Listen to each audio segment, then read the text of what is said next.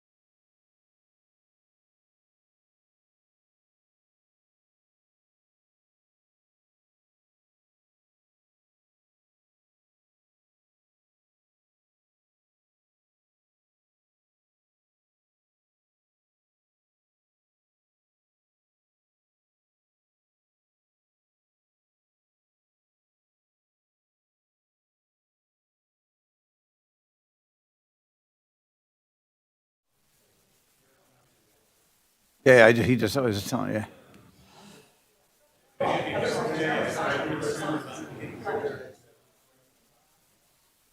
I told him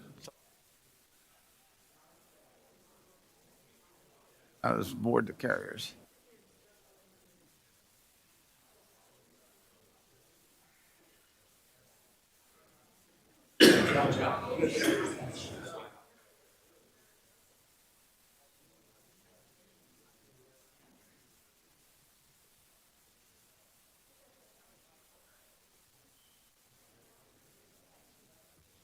Well, good morning, everyone. Welcome to the Flagler County Board of County Commissioners regular meeting on July 10th, 2023. We're convening here in the County Commission chambers. If you'd all please rise and join me in the Pledge of Allegiance. Allegiance to the flag of the United States of America and to the republic for which it stands, one nation, under God, indivisible, with liberty and justice for all.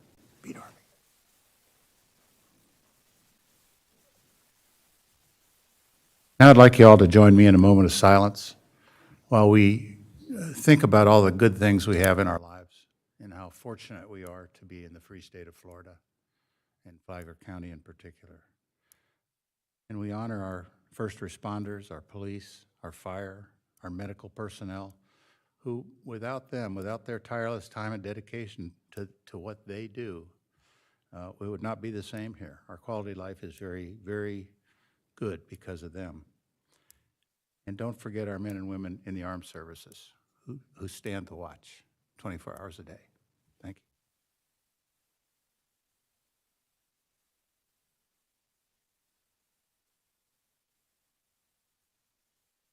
Thank you. We have a couple of modifications to the agenda today. We've added items 6B4 and 6B5, which are minutes from the June 19th workshop and the June 19th regular meeting. We're not going to do item 7T, which is the lease agreement between Flagler County and the Florida State Guard. That one's just not ready for prime time yet. So, Al, do I need a motion to take those off, to add those two and take off 7T? You can do it by motion or by consensus. Ladies, gentlemen, okay if we just do that? Yes, sir. Is that okay with everybody? Fine with me. Okay, good. All right. A couple announcements. Varn Park has been reopened. It opened right before the 4th of July, so it was open for that long weekend. Old Salt Park is now closed temporarily, and that's because we're moving our sand operations steadily north up the beach with our emergency sand. This FEMA emergency dune project will go from the southern end of Malacompra Park to about halfway mark between Old Salt and Jungle Hut. So Old Salt Park, that's 16th Street, that'll be closed. FDOT has scheduled a public meeting to share information regarding the project plans for State Road SRA 1A from South 8th Street to North 18th Street in Flagler Beach. The purpose of this project is to extend the service life of the roadway by resurfacing the existing asphalt pavement and to provide operational and safety improvements. The public meeting is being held to present information and receive community feedback. You can attend virtually, by phone, or in person at the Flagler Women's Club, in person at the Flagler Women's Club. That's at 1524 South Central Avenue. And the Women's Club will be open from 5:30 p.m. to 7:30 p.m., and you can go anytime during that period. They have a looping presentation on the TV. No matter which way you do it, whether go or do it on the telephone or by video, it's the same information. The video or the tape will just keep running. Advisory councils and our boards, we don't have any vacancies at this time. Upcoming commission meetings, we have a budget workshop today at 1 p.m. We have a budget workshop Monday the 17th at 1 p.m. We have a joint workshop and planning development board on Monday, July 17th at 6 p.m. We have a budget workshop Monday, the 31st at 1 p.m. And we have a regular meeting, next regular meeting of the commission is scheduled for Monday, August 1st at 9 a.m.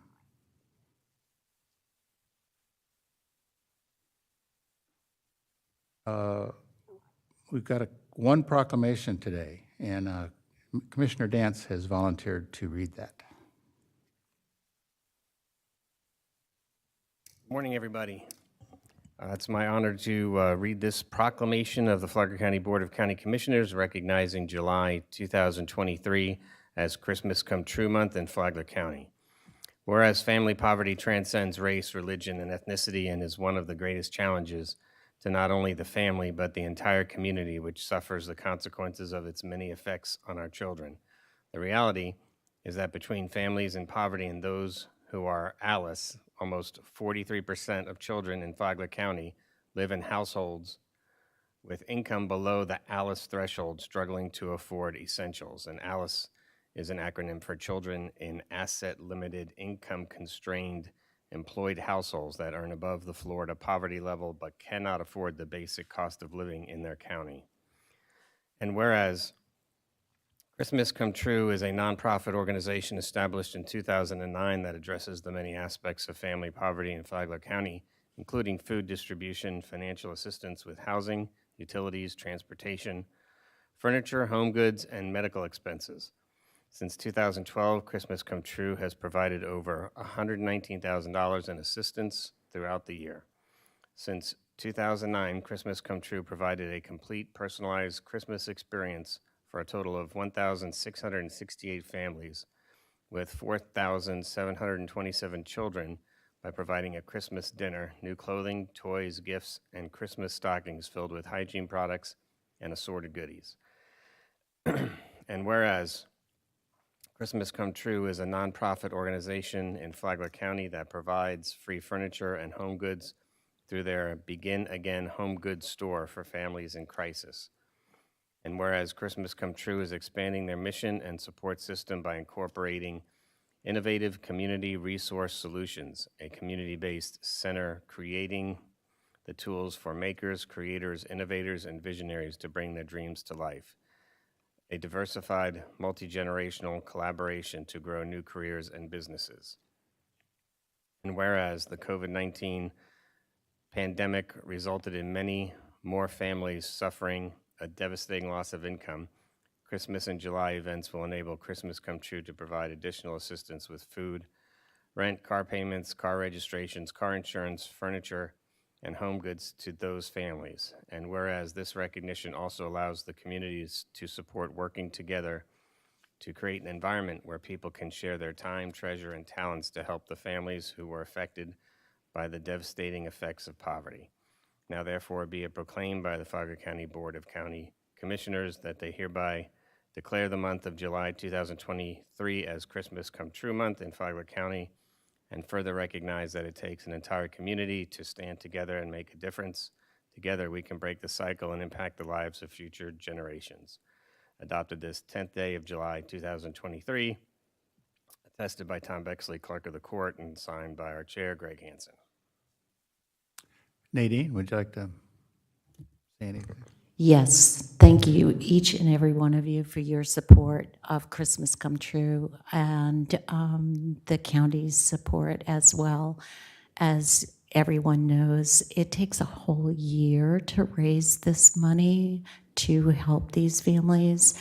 Our goal is to raise $200,000 this year to help us with these families. I would appreciate and thank everybody here as well that has supported Christmas Come True, because it is important and it does take every single person, no matter what you can afford, to donate to us so that we can extend and continue our work here in the county. So thank you very much for your recognition. Thank you, Nadine. Thank you for Nadine, all that you do. would you like a photo? Come on up here. Come on up here.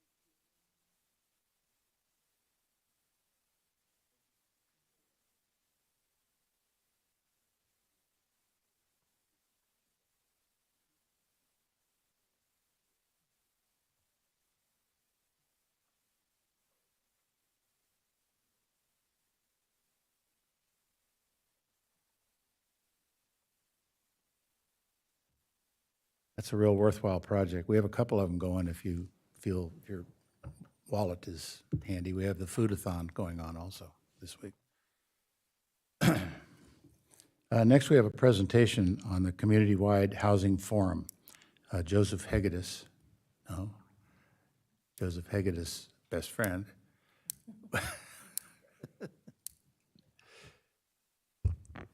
Good morning. I'm Deborah Paradowski. I'm the Housing Services Program Manager with Health and Human Services. And today, I'm going to be presenting the outcomes of the Affordable Housing Forum that took place on April 21st, 2023, just to provide valuable insight without requesting any responses or actions from the Commission today. So our joint City of Palm Coast Flagler County Affordable Housing Advisory Committee recommended a collaborative intermunicipal housing forum and for their annual report of recommendations. And as we were preparing for this forum, Governor DeSantis signed into law the Live Local Act, which was one of the most significant housing pieces of legislation that was passed since the passage of the Sadowski Affordable Housing Act of 1992. So that formed the basis of this forum. And you can learn about the Live Local Act if you go to floridahousing.org. Florida Housing Coalition is our state-appointed technical advisor for housing. So the Live Local Act was primarily designed to allow, to encourage local governments to incentivize the development of affordably priced housing with the private sector being the primary vehicle.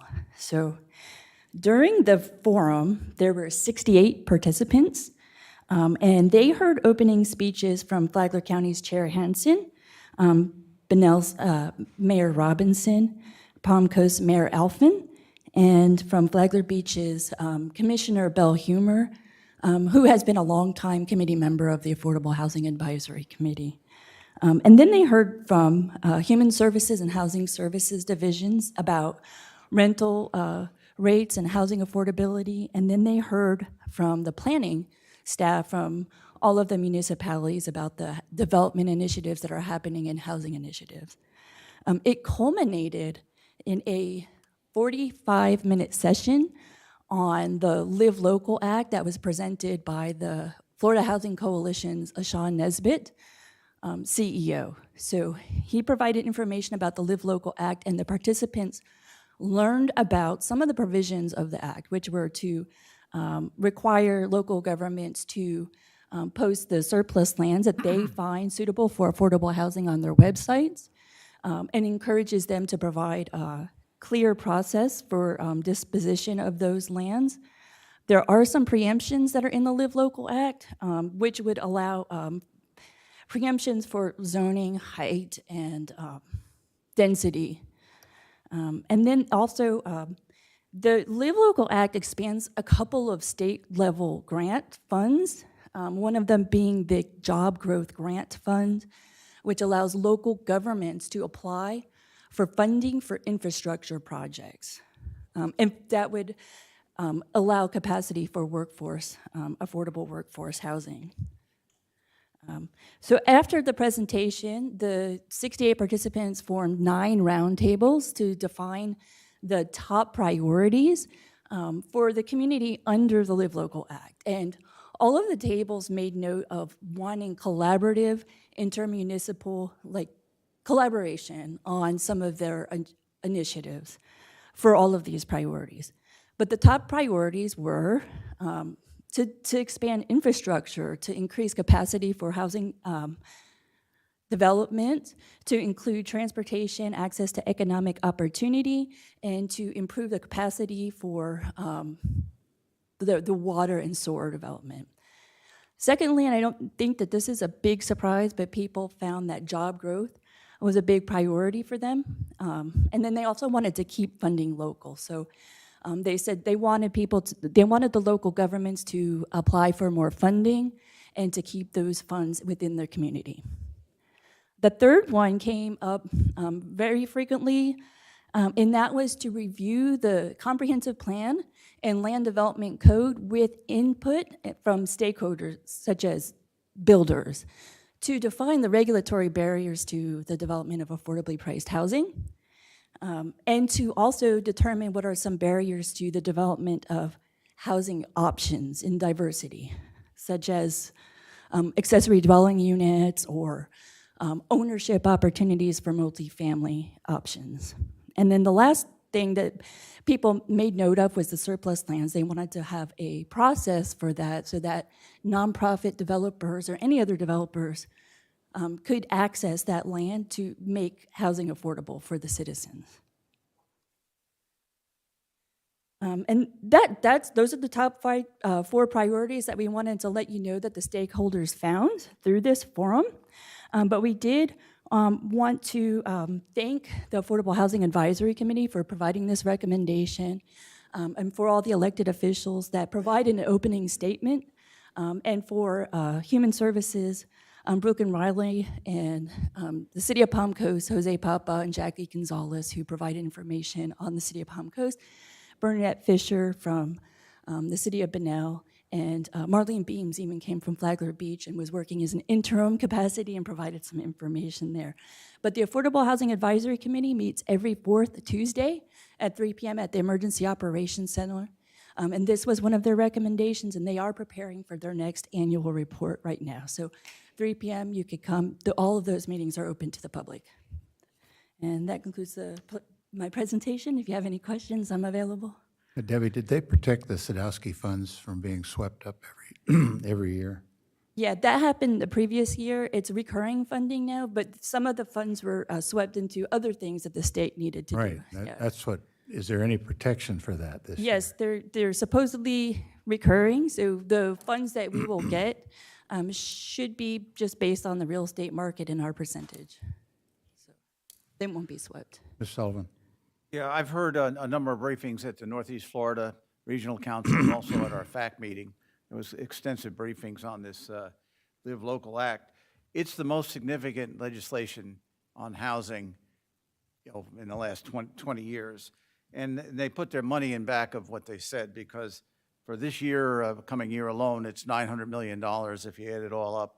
And they've also, in the legislation, Mr. Chairman, guaranteed $150 million per year for the next 10 years. So the Sadowski Fund is now really protected and put a lot. So the ship and sale programs are really a big deal now, and I'd hate for us to go another couple of years and not be able to take advantage. It's tricky to take advantage, and one of the things that they brought out at the FAC meeting, the lawyers who were there, was there's a lot of unknowns as far as the legal ramifications of this act, but they haven't been played out. So they were telling us at the meeting, and I heard this up in Jacksonville too, don't stop just because you think there's something there. All that legal jargon and legal decisions are probably going to play out over the next few years because of what this act does. Remember when we did our ordinance here and tried to make it easier? Well, this actually puts some meat in back of that. So we'll see, but I really hope that we're able to take advantage of it this time, because this is the time. There's not going to be another time when we have this kind of money available, but we got it hard to use. Commissioners, anything else? I want to thank all of our volunteers, and I'm glad you mentioned the date of the meeting so that anybody who's interested can attend the meetings. They're all open to the public. Thank you, Debbie. Next presentation is Parks and Recreation Master Plan Project Update. Michael Legacy. Michael, welcome.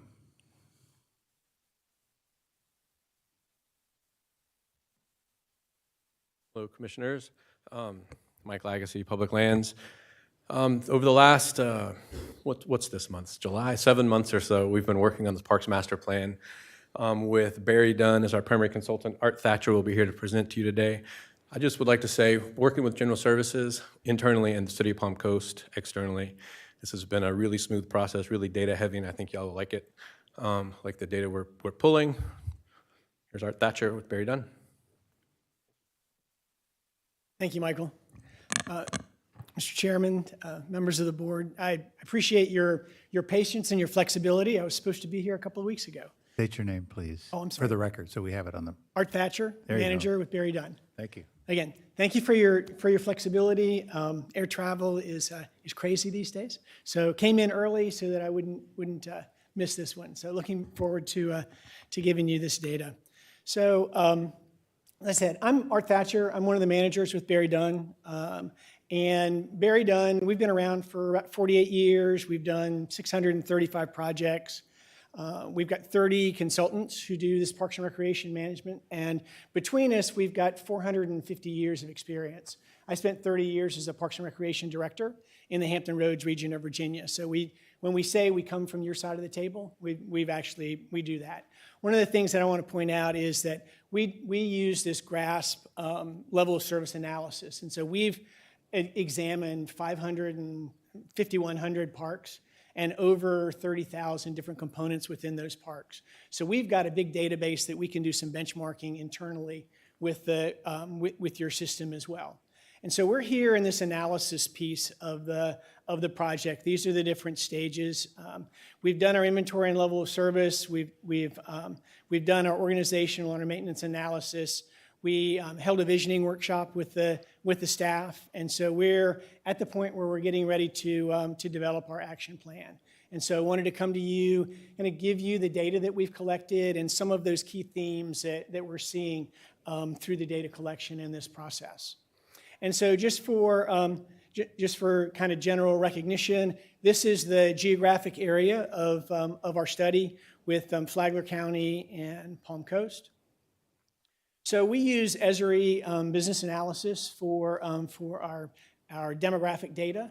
And so kind of looking at historic and projected population growth, you can see the unincorporated Flagler County 2022, almost 28,000 people, and anticipated over the next 5 years to grow to just under 30,000. Can you go back to that last graph?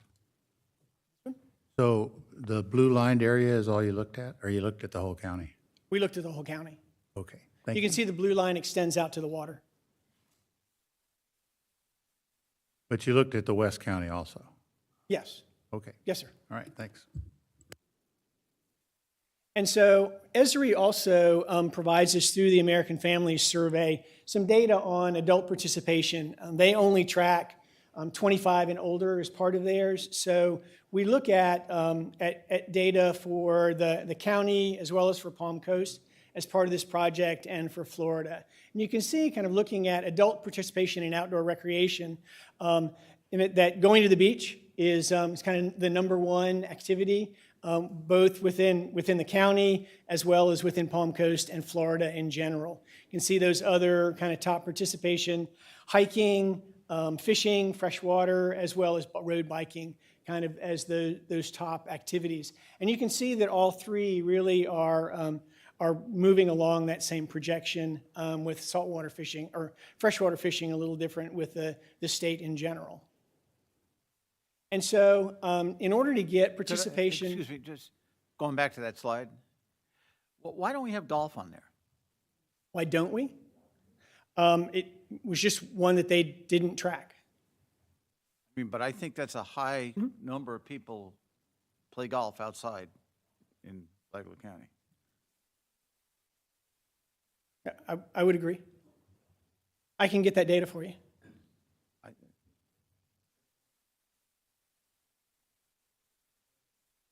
No problem.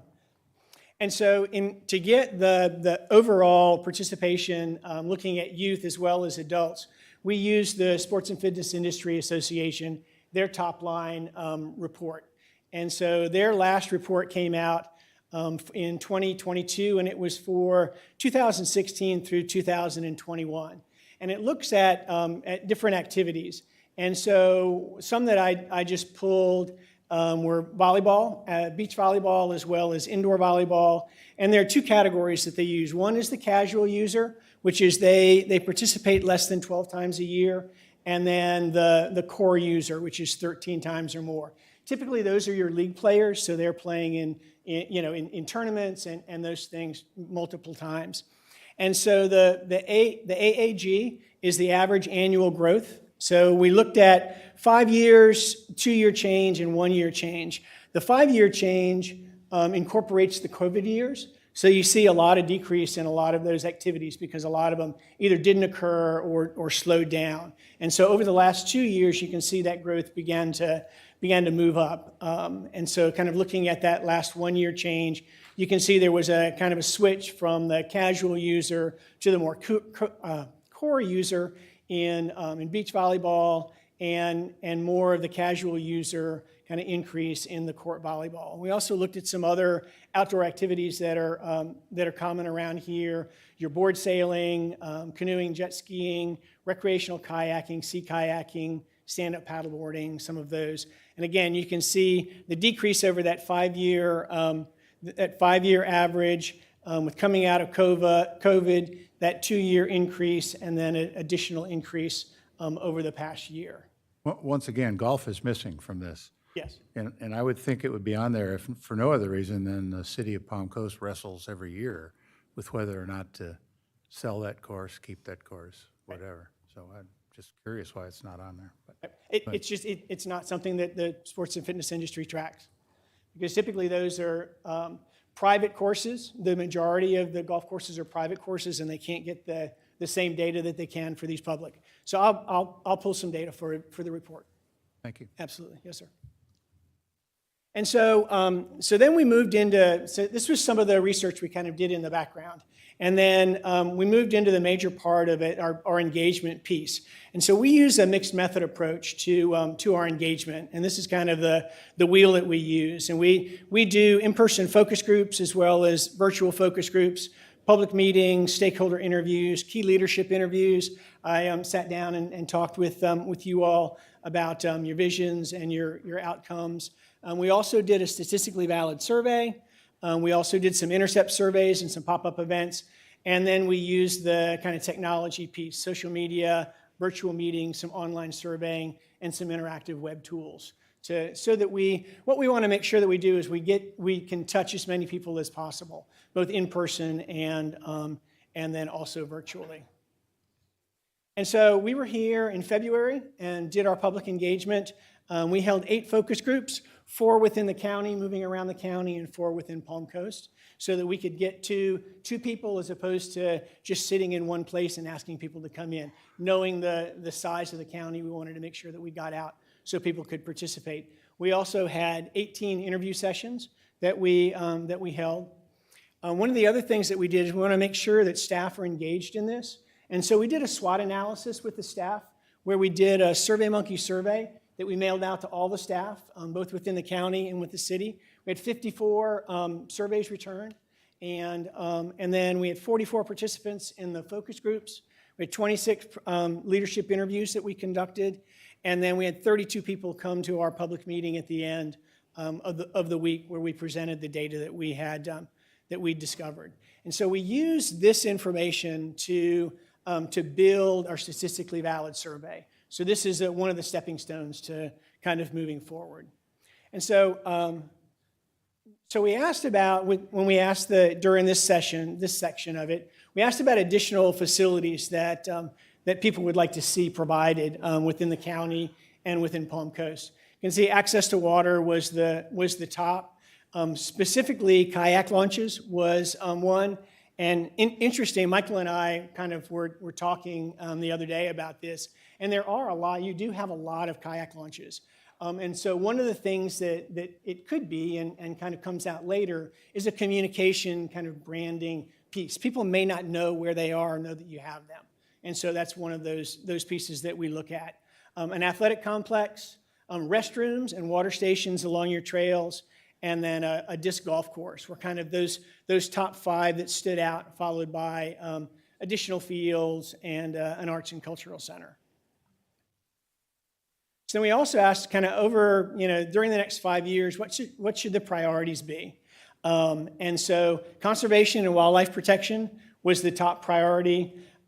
Dedicated funding was another. Staffing was one, and then specifically a volunteer coordinator came up in several of those meetings, followed by new facilities, So disc golf, the upgrades to the golf course in Palm Coast, a bike skills course were some of those specific new facilities that were mentioned, and then diversity of park components. So not putting in the same components into every park, making sure that some of them have unique components so they're more attractive to the community.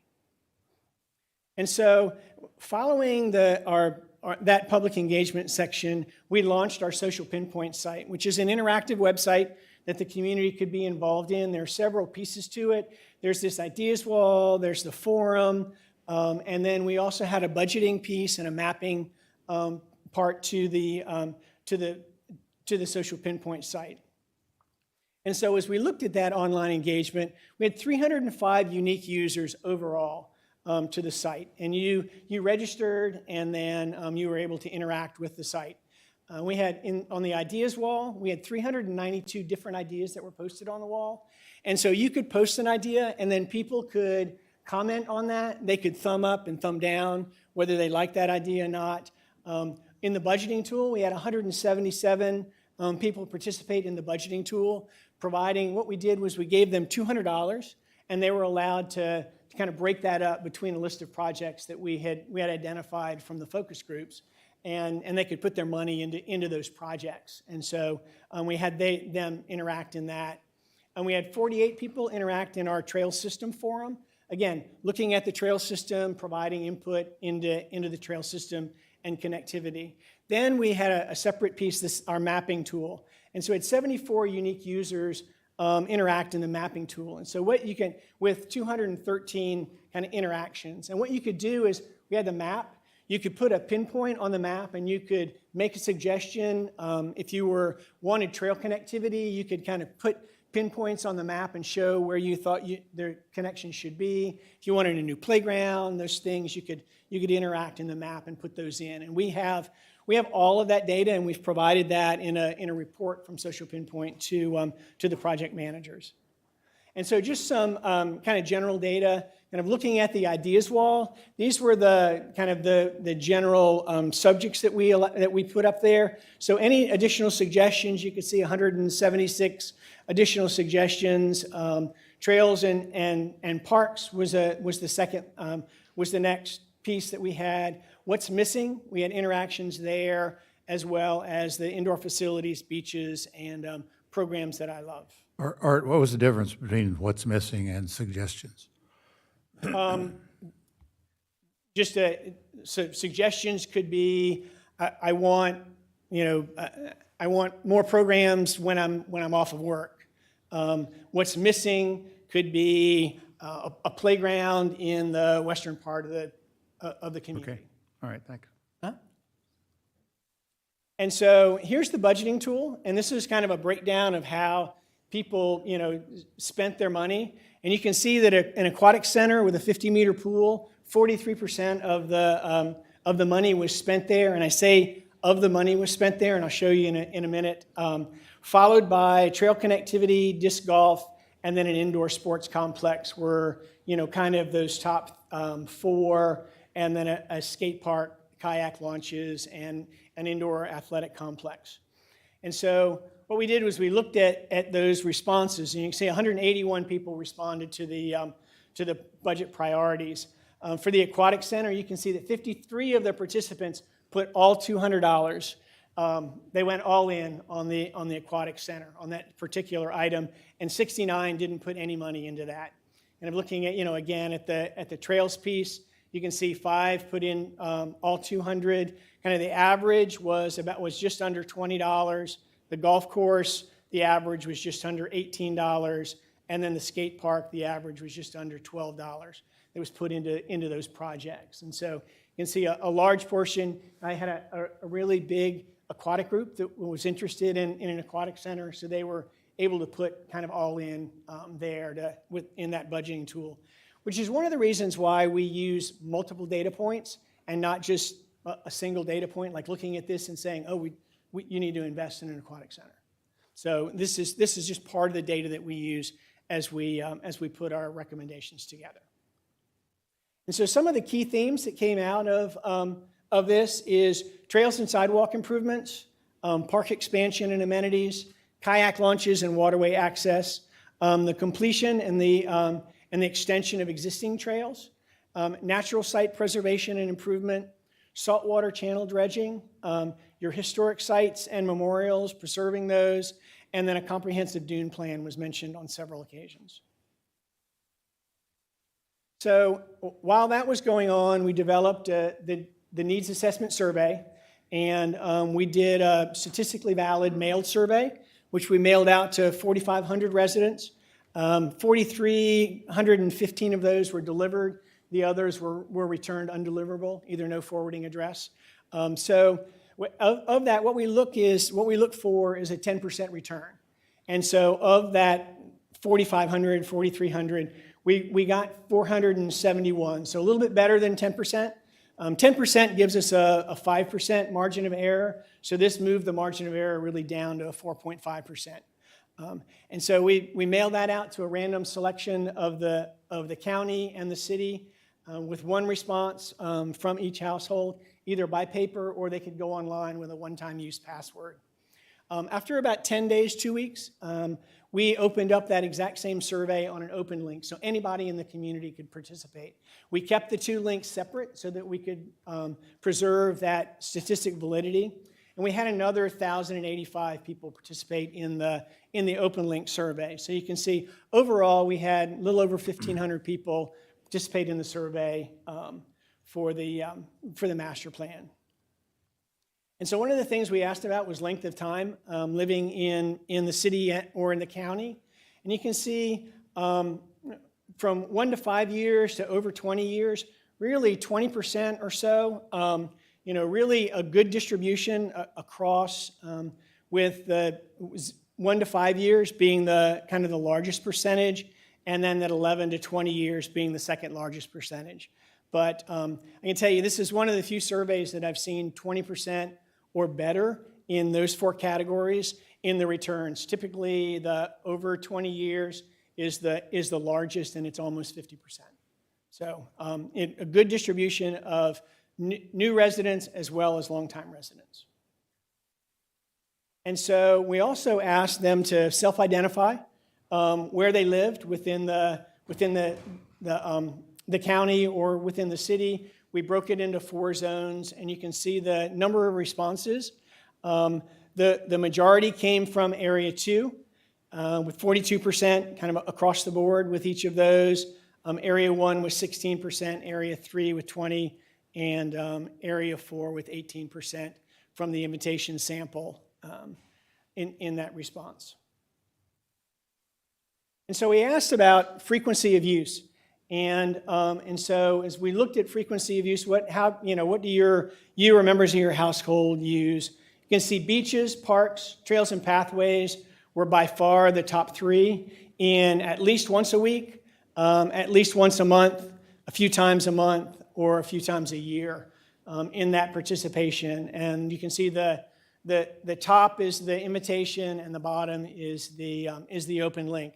And they're very close. They're within that 5% margin of error. So, kind of helping to validate each one. Followed by your nature preserves being the number 4.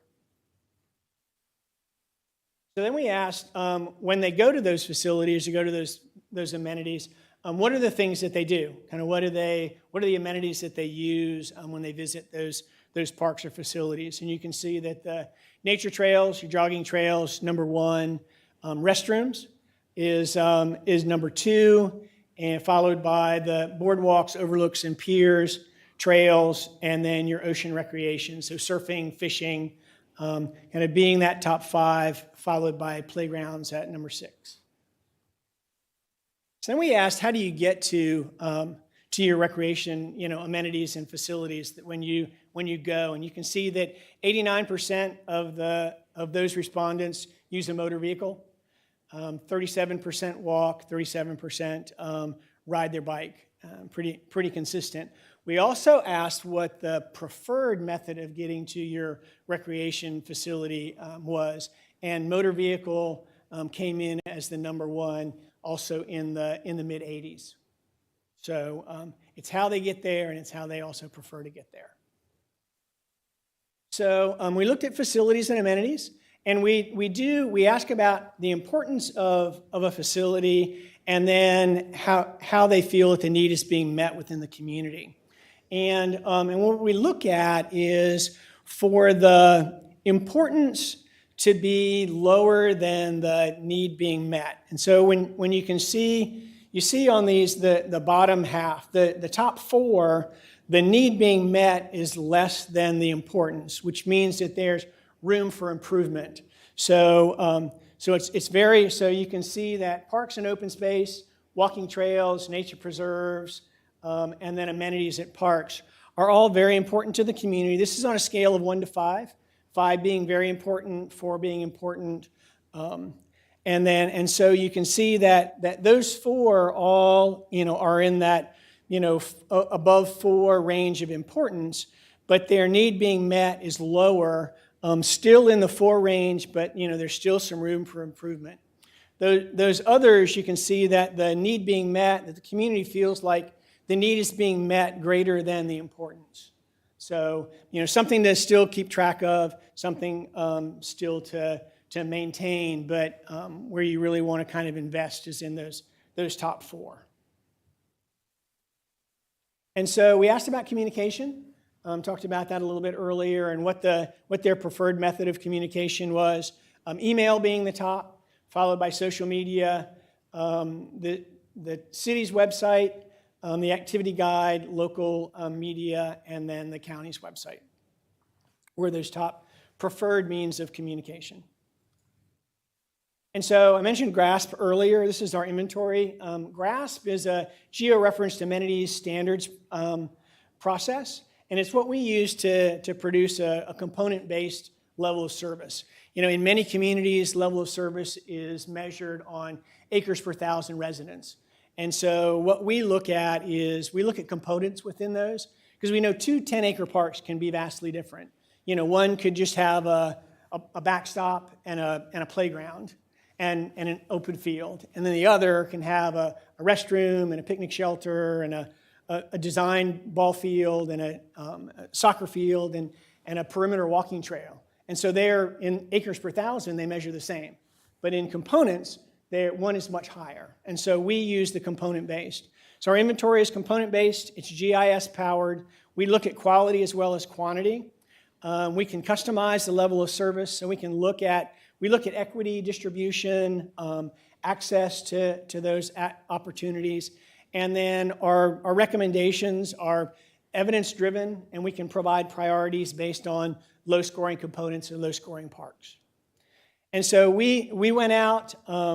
Our team was here during that same week when we were here doing inventory, and they went to all of these parks. They walked the parks, GIS mapped them, mapped the components within those, and then looked at those components and rated them on a quality scale. So you can see this is the inventory. We broke them down by Palm Coast as well as the county, and then other service providers. So like Flagler Beach and some of those others kind of fall into that other service provider for this system. And so, as I mentioned, we put together an atlas. We put together an atlas individually for the county, for your facilities, and then individually for the city for their facilities. And so we do an aerial with the GIS boundaries for that aerial, and then we do the inventory, and so we look at all of the components.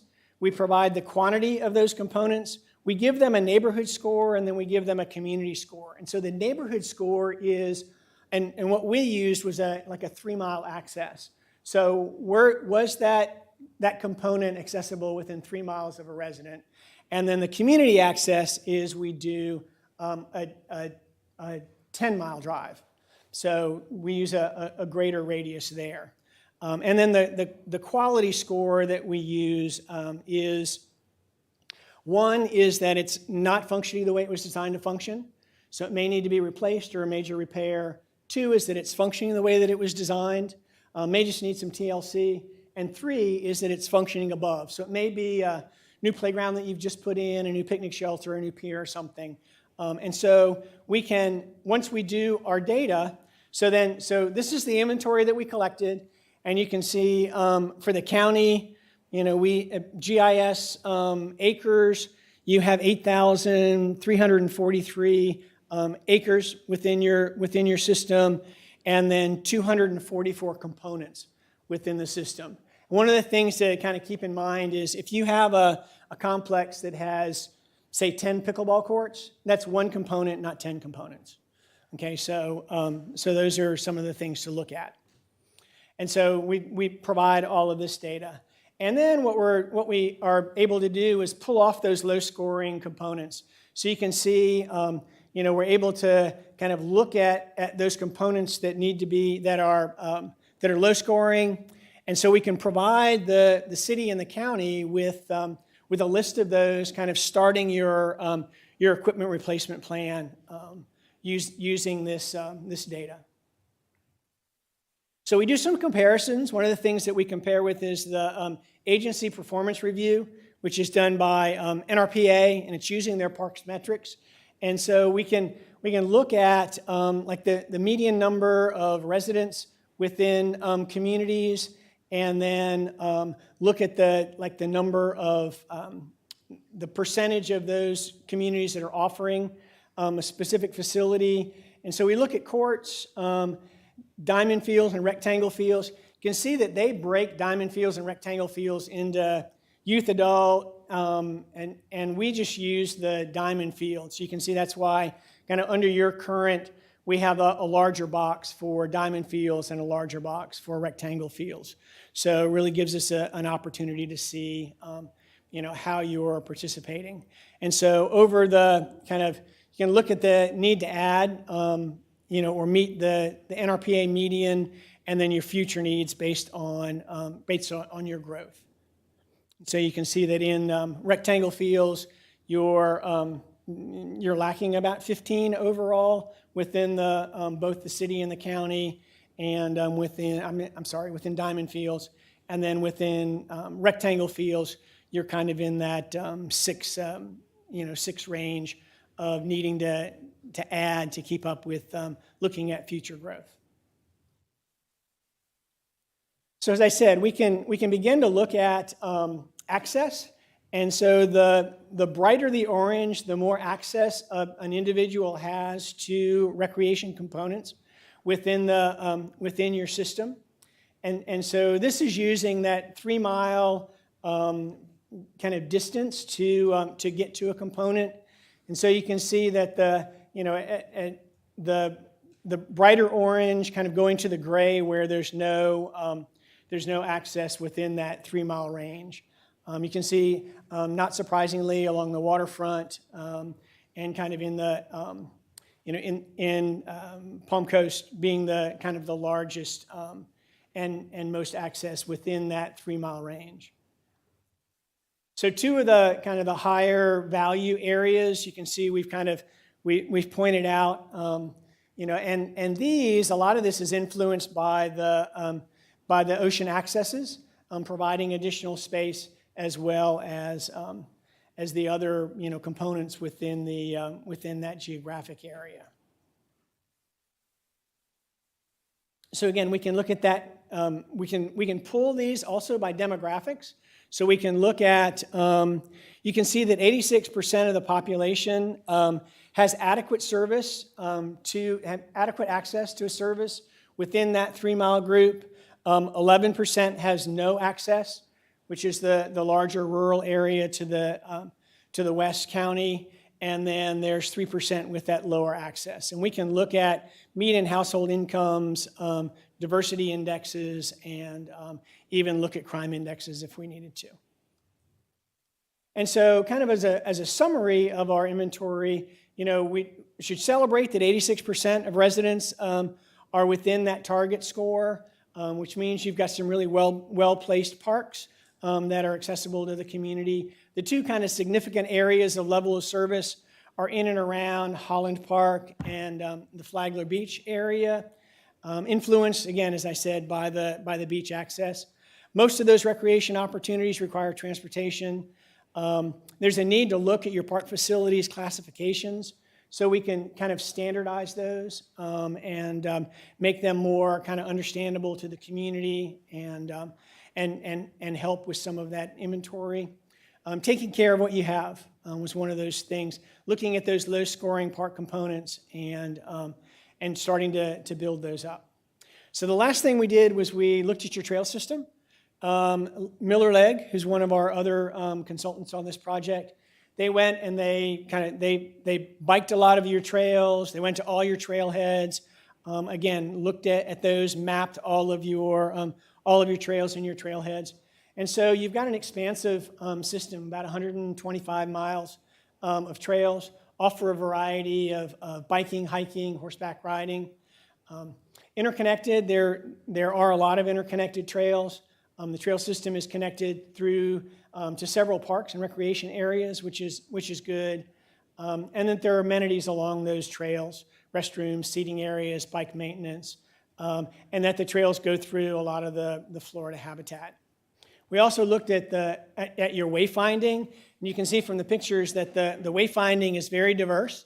And so there were a variety of wayfinding signs, and we would, as we kind of look at this, we would recommend kind of, coming up with a single kind of design to market those wayfindings, a single brand, so that people know where they are on the system and in the system. A lot of your signs are aging. The QR codes, you can see this, the sign to the right has QR codes on the bottom, weren't functioning at the time. And so they're on the trails. You can see there are these posts with directions, but you really, unless you're familiar with it, you don't know fully what those mean. So some scarce directional signing. So we also looked at, that was your kind of directional wayfinding. These are some of your other kind of signage. Again, very diverse variety. We'd recommend those being more standardized, using a single brand for your system. One of the things that the warning and emergency contact information at the trailheads were very prevalent throughout, and a lot of the sign structures are aging. And then amenities, again, your restrooms are great. The trailheads had restrooms. They're very well maintained. Water fountains at the trailheads. You shaded picnic areas along the trails, bike racks. You had designated waste stations for pets. And then finally, kind of your trail access, those crossings. Many of them, they're marked with crosswalks, are typically provided. Certain areas have pedestrian crossing signals. Few areas have high visibility signals to warn drivers and pedestrians that there's a crossing and somebody's in that crossing. Some of them are aging and need to be repainted, and some, there are some areas where traffic calming could be improved. And so, again, as I said, we take all of this data, everything that we've collected, and we begin to pull together some recurring themes. And these are not in a priority order, and the only difference in the color is just to kind of separate each one of the bullets. And so maintaining what you currently have, your parks, beaches, facilities, and amenities. Some of those specifics that were mentioned was the golf course clubhouse, upgrading the aquatic center, the fairgrounds, lacking facilities and covered areas, and then the Bull Creek Fish Camp restaurant at Dead Lake. Also, additional access to the water. As we said earlier, that kayak launches and fishing piers were mentioned. Developing a new athletic complex to meet that growing need for both diamond and rectangle fields. Adding additional restrooms along trails, athletic fields, and at playgrounds. Developing more rectangle and diamond fields. Preserving your open space, your beaches, conservation lands, wildlife and heritage sites. Developing new facilities and amenities.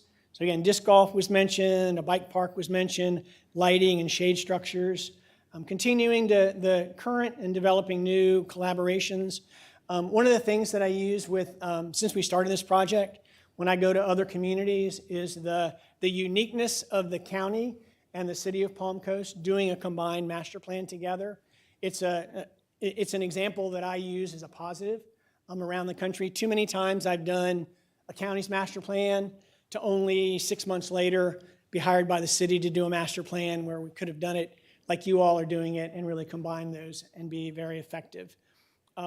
So increasing those collaborations between the county, the different municipalities, and the schools, developing additional trail connectivity and expanding your current system, improving communication about offerings, existing facilities and activities, and finally, developing new programs. Seniors, adults, teens, after school, outdoor recreation were those that were mentioned the most.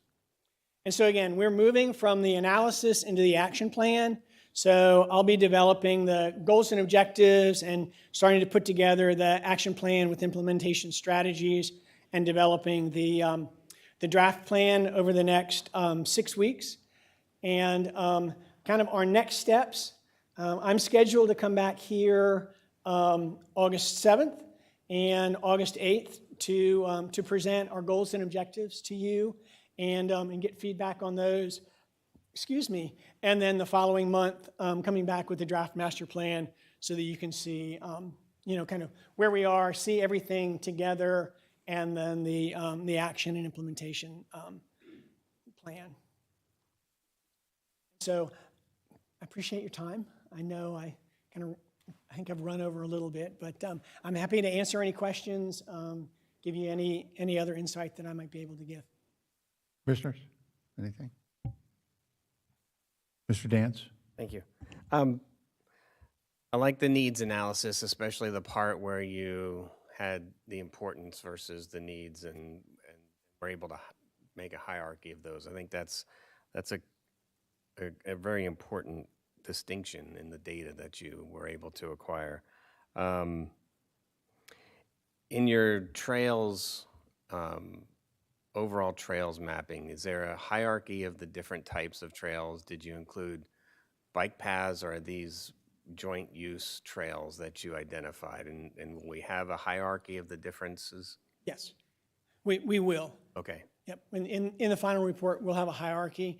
And that's also one of those things about kind of standardizing your parks as well as your trails so that we can identify those that are, single track, those that are multi-use, those that are hiking, those that are equestrian, so that we can give you a better system map and description.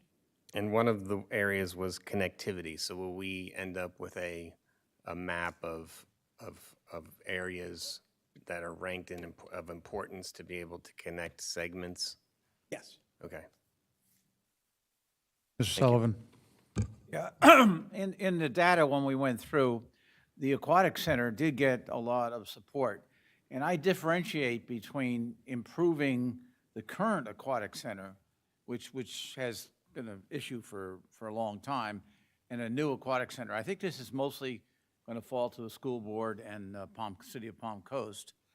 But in your summary, you kind of said improve aquatic center, meaning to me the one that exists already. So are you going to make a distinction eventually Yes. on that? Oh, absolutely. And Yes. So the upgrade the aquatic center was kind of under that maintain what you currently have.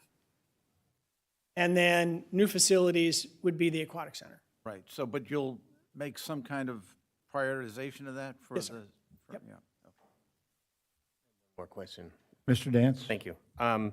Under the needs analysis, you had the deficiencies of different components, and I'll use pickleball for an example. There was a deficiency, but Palm Coast has a complex expansion under construction. Did you count those in your analysis, or so that you know Yes. so even though they have a deficiency, what's under construction was included in that? Yes, sir.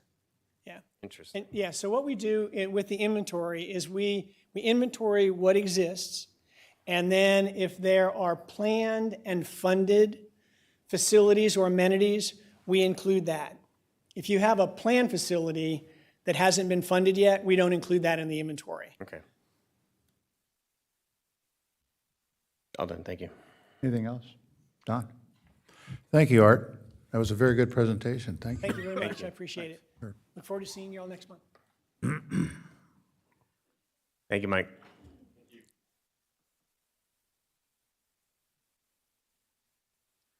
Next up is community outreach. This 30-minute time period has been allocated for public comment on any consent agenda item or topic not on the agenda.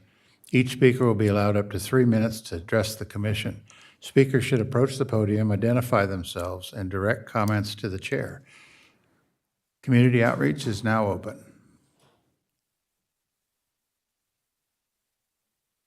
Seeing no one approach, I'll close community outreach. Board comments on the consent items. Start with you, Mr. O'Brien. Anything you just want to discuss, or no? Nothing? No. Leanne?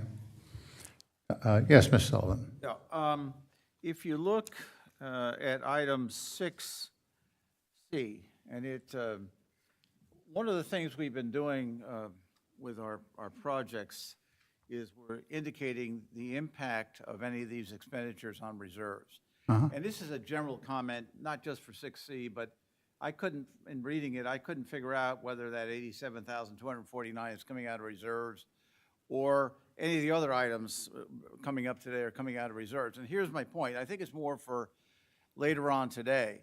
But I think it's important, especially this year, with the way we've gone into our reserves, to have a good idea where we are at the point in time we agree to next year's budget. Because some of that money, hopefully, if you didn't spend the reserves, would transfer into next year's budget. It rolls over, yeah. And so I kind of like to get an update, and maybe not this morning if it's not readily available. I looked at the website, and it was only updated through February of this year. So I'd like to get a good, solid idea, especially as we go into the budget process, of exactly where we are on reserves this year and what we expect, because I think that does affect where we're going in the future. So, for instance, on item 6C, is that $87,249 coming out of reserves, or is it was planned someplace else? I could. The supervisor of elections received a grant. So this is amending her budget so that you're accepting the grant award. There is no money coming out of reserves. Another one, okay. I remember that. I thought that was two different things. But anyway, but in general, still, my question about the reserves still holds as a general comment, especially as we get into the budget process, just where we are and how that's going to affect our reserves for the following year. We'll be going over that a little bit later today at our tentative budget workshop. But the information that's on our webpage as far as the reserves and the 2/12, our financial stability, those numbers are updated to reflect any agenda items that have come in front of the board where we've taken money out. But I remember in one meeting when we had dropped it down below 4 million. And on the website, as of Friday, it was still showing 4 million. It didn't, so I'm not sure if that's the reason for the question. It is updated, so whatever number is out there, we'll take another look, but it's my I understanding mean, they that showed the whatever's out update on there. that as February of, and it seems to me we've done some things since then with the reserve. We may have updated on Friday, depending on when you looked at it, but we'll take another look. Okay, that's my comment on that. Mr. Dance, do you have any comments? Otherwise, we'll go to... Yeah, no, on the consent comments, just wanted to thank staff on the holiday schedule for picking up July 5th, and making it an employee appreciation vacation day that allows staff a lot of time to be able to plan that a year in advance. So that's good for picking that up. And also on 7K, just acknowledging that there's an additional, we talked about it really in the Affordable Housing Committee, but there's an additional $400,000 in the SHIP budget, which will be, is very helpful in being able to meet a lot of the needs in the community for those projects. So just good to see. Yeah, and I saw adding Juneteenth in also in the holiday schedule. That was good. Thank you. All right, on to the consent agenda. Commissioners, are there anything you want to pull? I'll start with you, Mr. Sullivan. No. Mr. Dance. No, sir. Ms. Whatever. No.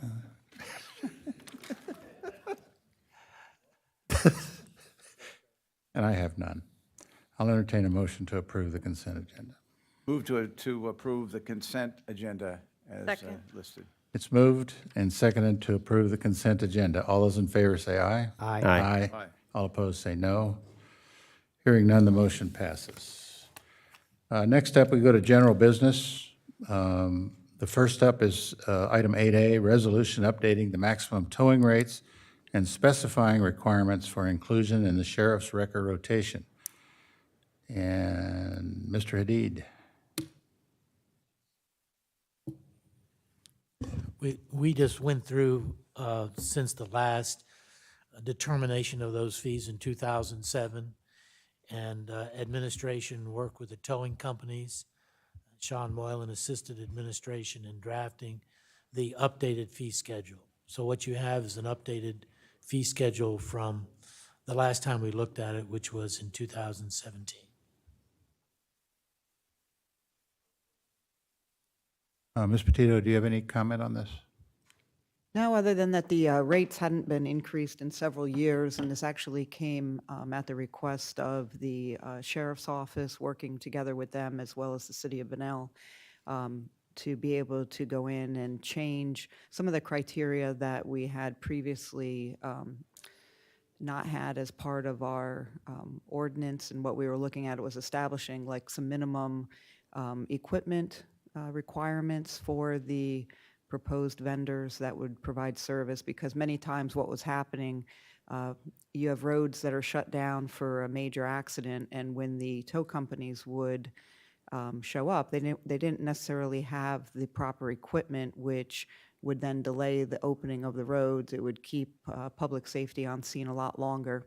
So what we did was work with the sheriff's office, the city of Bunnell, ourselves, as well as the folks in our community that provide this type of services, to establish, what were those minimum standards that we were looking for in the way of having contractors that we knew were vetted to be able to provide those services, and then adjust the rates, like I said, that hadn't been increased. And through those negotiations, we were actually able to work with the local tow companies to be able to provide free tow service for our vehicles that didn't require additional extra efforts. So in other words, if it's a regular tow within the county limits, they were willing to provide those services for free to local government. Now, if it was, say, a fire engine or something that required maybe heavier equipment or a larger cost to those tow companies, naturally we would be charged for those. But like your traditional tows, your more standard things, they were willing to provide those to local government for free. Commissioners, any questions on this? Ms. Sullivan? I think there were some, it was interesting reading through that. There are a lot of detail, and I think it's good. It's 2007 was the last time. I suspect there are a lot of reasons to update the numbers. Ms. Pennington? Very well, I'll entertain a motion. Make a motion to approve 8A, resolution updating the maximum towing rates and specifying requirements for inclusion in the sheriff's record rotation. Second. Been moved and seconded to approve item 8A. I'll open up to public comment. Anybody in the public wish to comment? John? Chair, commissioners, we just are here before you, and your staff has worked diligently with us. John, state your name for the record. I'm John Rogers, 1012 Wadsworth Way, Bunnell, Florida. Thank you. And have with me my nephew. They own Rogers Towing. I own John's Towing, two different companies. Combined over 85 years of service to this community. Back when the cars were getting towed for around $35. But anyways, your staff worked diligently with us. These rates came from Polk County. They're already established over there, and they're going back for another increase because it was established about 18. But the cost of equipment and the inflation on everything, insurance, as you guys know, we appreciate the consideration and the vote. And in lieu of that, we will tow your county vehicles for free and the city vehicles for free. Thank you, John. Next speaker. With no one else approach, I'll close public comment, bring it back to the commission. All in favor, say aye. Aye. All opposed, say no. The resolution passes unanimously. Next item is 8B, legislative update and board direction regarding RFP for lobbying services. Holly Albanese. Now, there was no backup on this.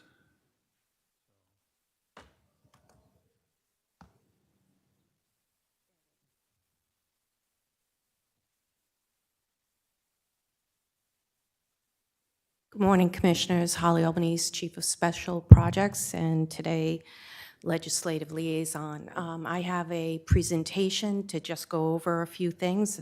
So my hope today is to go over what we accomplished this last session, some of the bills that passed, some of the bills that failed, look at our priorities and where we ended up, look at some suggested priorities for '24. As you know, this is a very short break because it's an early session this year, so we don't have a lot of time. And then finally, to look at our lobbyists and what we want to do in the future. So just to give you some summary statistics, there were 1,828 bills filed from the House and the Senate. 356 of these passed both chambers. 341 were signed by the governor. And of course, $117 billion in appropriations was submitted to the governor. And the governor did sign the appropriations bill of $116.5 billion, cutting $511 million. Out of the 15 projects for Flagler County, which included all our municipal partners, we did collaborate this year and create a unified agenda. And out of 15 projects, 13 of those projects were included in that appropriations bill, the initial appropriations bill. And out of those 13 projects, only one was vetoed by the governor, and not one of the counties. It was one of the City of Palm Coast projects, one of their fire stations. Just as a reminder, these were the projects that we were tracking, the county, city projects, Flagler Beach and the City of Bunnell, what the requests were, what the ask was as far as the amount, and that's what we tracked all session.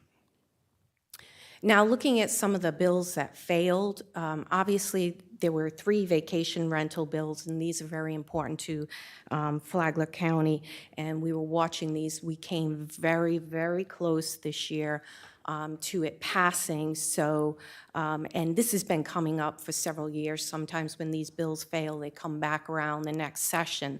So it's really important that we start working with our local legislators to maybe find some verbiage that will help Flagler County, because I really feel as though this next session, something's going to pass on vacation rentals. 2 other bills related to county commissioners was the term limits. They were trying to reduce the term, actually add in term limits, and they were going to be 2 terms or 8 years. That did not pass, and then the recall of county officers and commissioners did not pass as well.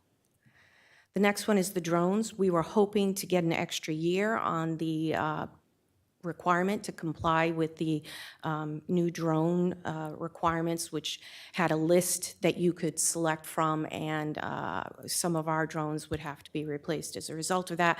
I think we're on schedule with that, so it's not going to be a problem, but there was the attempt to try and get that extra year from 23 to 24. That did not pass this year. Another bill that did not pass was the HB 7053, which is directly related to tourism, and that had to do with Visit Florida in particular. And what they were trying to do or attempting to do, and part of which they did do, because HB 5 was passed, which eliminated Enterprise Florida, but this was to have the rural communities pay 2% of their tourism tax and non-rural communities 5% of their tourism tax to fund Visit Florida instead of the state funding Visit Florida. And then after 3 years, they wanted it to become voluntary by the governing body. That did not pass. So, and as a matter of fact, the state of Florida, I believe, put $80 million into Visit Florida. So, and then the other part of that, HB 7053, would have been the requirement for reauthorization of the tourism tax by referendum every 6 years. But again, that didn't pass. Looking at what did pass, some of the ones that passed was the E911 revisions, which was important to us. It changed the current 76% of the distributions for wireless category of voice communication services. That bill increased that amount to 95%. Unfortunately, it also allows for more flexibility in the usage and the fact that this requires cooperation. And I know Chief Tucker is concerned that some of that extra money might not get used where it's completely needed. And so we're going to be watching that closely. But the good news is that it was increased from 76% to 95% for counties.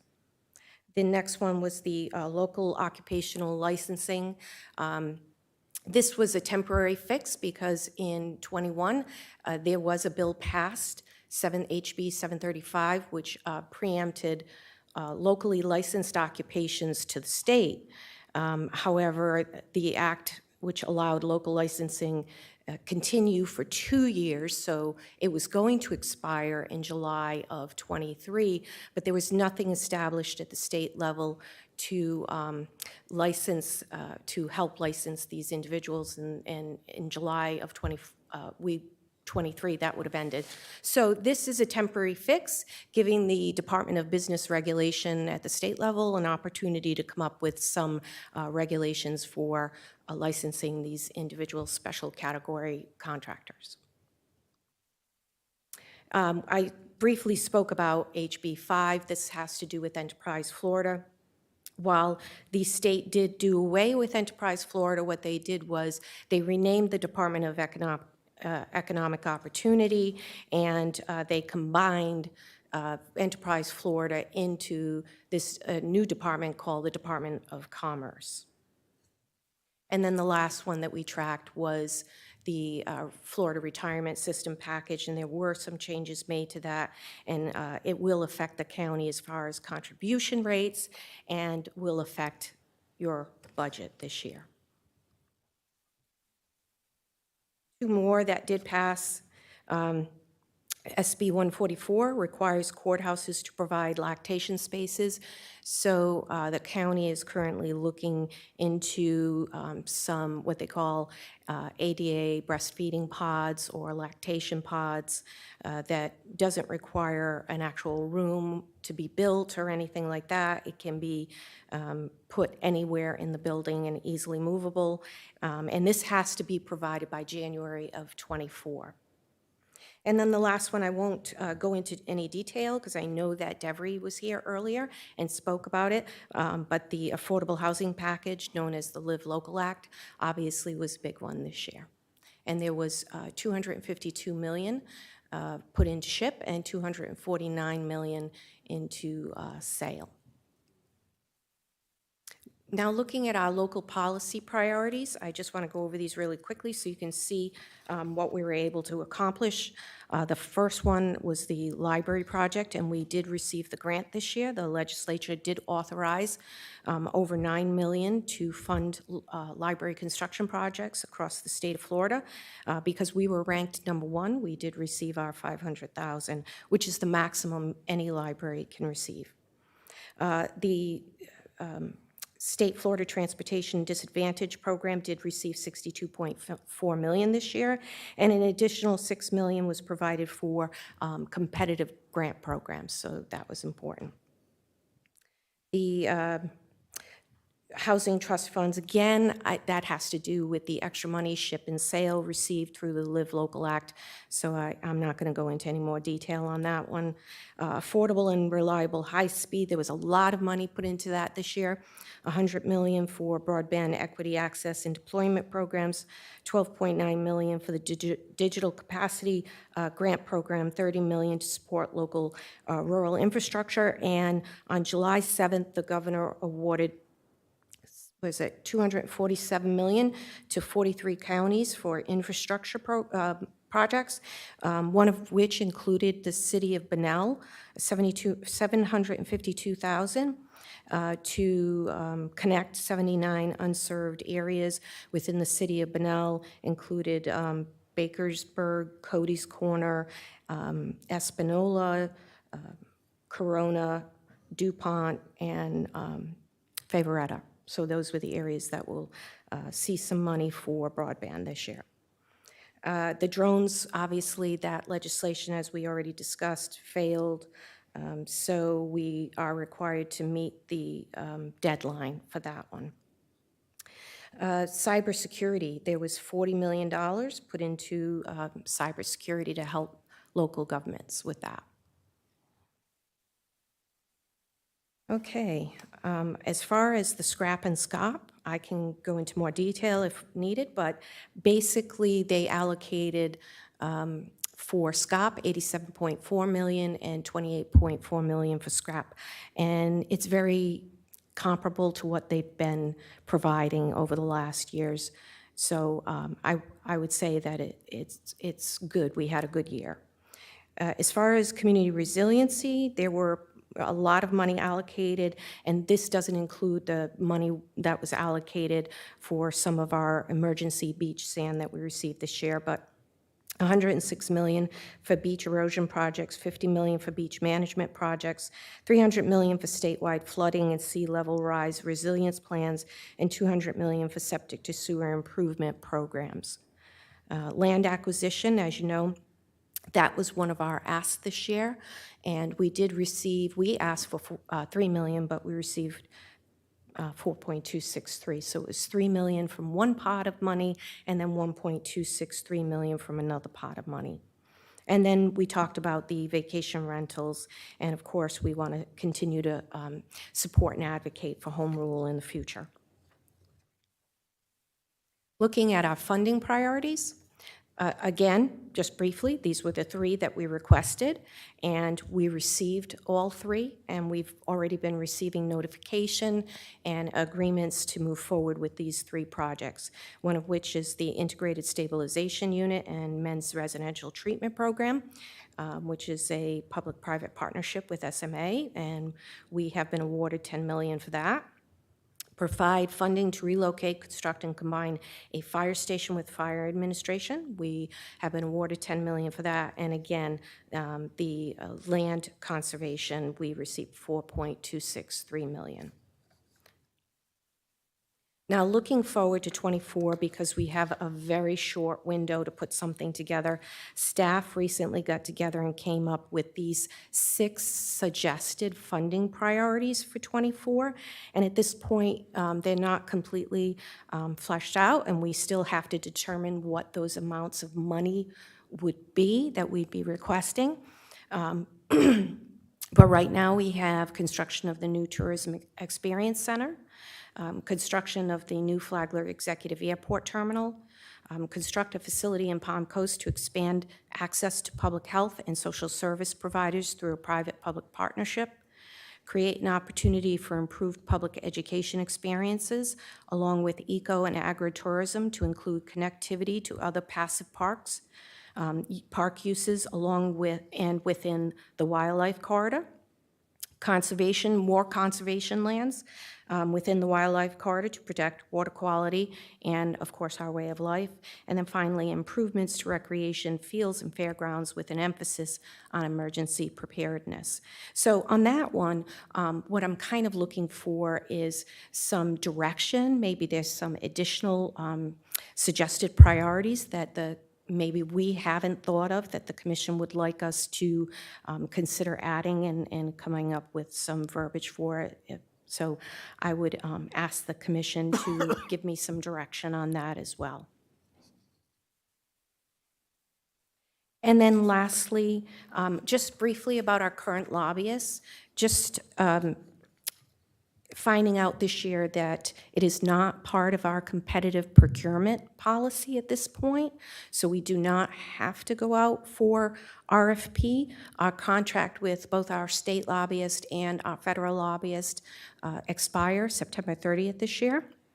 We do have, with our state lobbyist, an option for 2 one-year renewals, but my understanding is that legal would like the lobbyist to be added to the procurement policy going forward, and so that we would probably want to do an RFP in the future. My recommendation at this point is to renew at least for 1 year with our state lobbyist, and that's for 2 reasons. One, because we have such a short window this year, and our session begins very early. It's going to be very difficult to go out on an RFP now and be ready in time for the session. That's one. So I'd like to extend their contract by at least 1 year. And then the second reason is that the city of Palm Coast, I've been talking to Jason DiLorenzo, and they've expressed some interest in collaborating with us and maybe seeing, some economies of scale if we went in together on hiring a state and federal lobbyist in particular.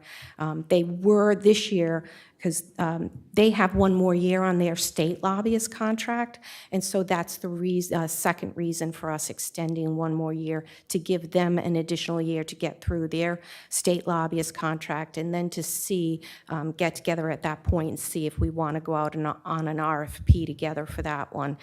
They did express interest in wanting to get a contract together on the federal lobbyist at the end of September, so we do want to do that one.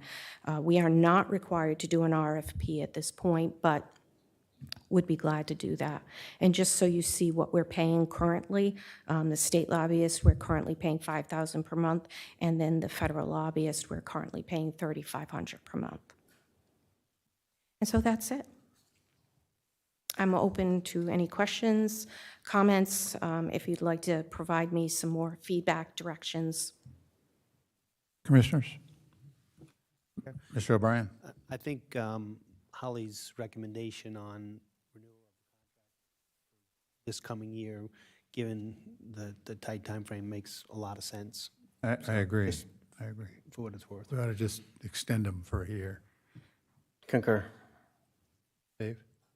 I think I'm going to eventually have an idea for '24, and that is, we recently had that meeting with the city of Flagler Beach. Just a second. Do you concur with extending? Oh, I'm sorry, I state thought we were law? doing No, we're additions. just, right now, we're just Yes. concurrence. Yeah, okay. All right. You can do that. Okay, now, Ms. Sullivan. Yeah, I just thought on the things for '24 to be thinking about, and I don't have this one even thought through, but the city of Flagler Beach really feels it's important to do something about the use of the beach and the number of people coming into Flagler Beach and how it's affecting everything there. I don't know if there's a solution or whatever, but it might be something to think about as far as somehow easing the burden that they feel is going to get bigger and bigger, especially over the next 2 years with the new pier, beach construction projects, new hotel, just in general. It seems to me for the future, there's something there that we ought to start thinking about that maybe can help the process. No, I've already worked with Heidi on my legislative asks, and I think I may have one more based on, depending on what we're looking at for the courthouse, but that's it. And I concurred with the lobbyist for the year. The danger we have on some of those is having the word Flagler in the ask. We have to be Again, careful about that. Right, we need to remove the Flagler County out of the actual title of the project, and we will do that. Mr. Dance? Yeah, another successful bill that was passed kind of ties into our Florida Wildlife Corridor funds that we received. So Senator Brodeur had his bill approved, which is an expansion of the Sun Trail, and the intent is to connect the Sun Trail network to the Florida Wildlife Corridor. So it was also a priority of Kathleen Passidomo, the Senate President, but $200 million was allocated to the expansion of the Florida Sun Trail network into the Florida Wildlife Corridor. So I think we can leverage that. Additionally, maybe if we look into how we're able to expand Sun Trail, if there's parts to connect it, and maybe continue with that discussion. It could tie into Bulow, the regional park, as an ask. I think it's just something we need to look at and see if there's an additional ask that could tie into that. Anything else? Don? So I'm not sure what your intention was in terms of some of those 2024 legislative asks. Are you going to come back and we're going to talk about ranking them or did you want us to talk to you individually about it? I'm just not sure what you were thinking of for a Right now, process. well, again, these are, we got together as staff and come up with some suggestions to provide. But at the end of the day, this is going to be your legislative agenda. So that's why I really need direction from you guys as far as, are we on the right track? These 6 in particular, is this the right direction? Maybe it requires more, which might include the Sun Trail, and that might be part of that conservation lands. But are we on the right track? Is there more that you want us to think about adding? Do you have your own suggestions? Well, I mean, this is just coming in front of me today. So, Right. I have some very specific thoughts on some of these things, but I probably also have some questions too. So I'd want to think about them a little bit more and then flesh them out with staff. And I'm hoping maybe we could come back another time and Yeah, I would, talk more about it. I agree. I think we have 4 workshops coming up. Do we want to add this to a workshop? Add Is that this what to- you would yeah, like I'd to like do? to add this to a workshop, Okay, please. absolutely. And in the meantime, if you do have any suggestions, please send them to me, so this way we'll get it added into the information for the workshop in particular. And in the meantime, we'll start fleshing out some of these and providing more information to you on these items in particular at that workshop. Does that sound good? Is that okay with everybody? Yes. Yep. Okay. Okay, yeah, sooner rather than later, as far as workshops go. We absolutely have to because, it will be early October when the legislative delegation comes probably to Flagler County. All this has to be done in September. Right.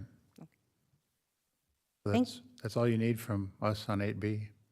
Yes, that is Okay. all I needed. Thank All you. right, good. Thank you. Thank you. Item 8C, update to Flagler County Board of County Commissioners Rules and Procedures, requested by Ms. Petito and Mr. Hadid.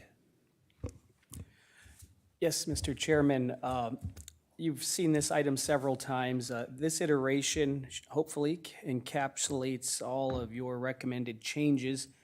We also tried to make the cover memo a little more digestible, so instead of just looking at a giant red line document, you have bullet point summarizing the changes that are made. We also, if you recall, we added a recommendation that public comment be limited to matters within your jurisdiction or purview.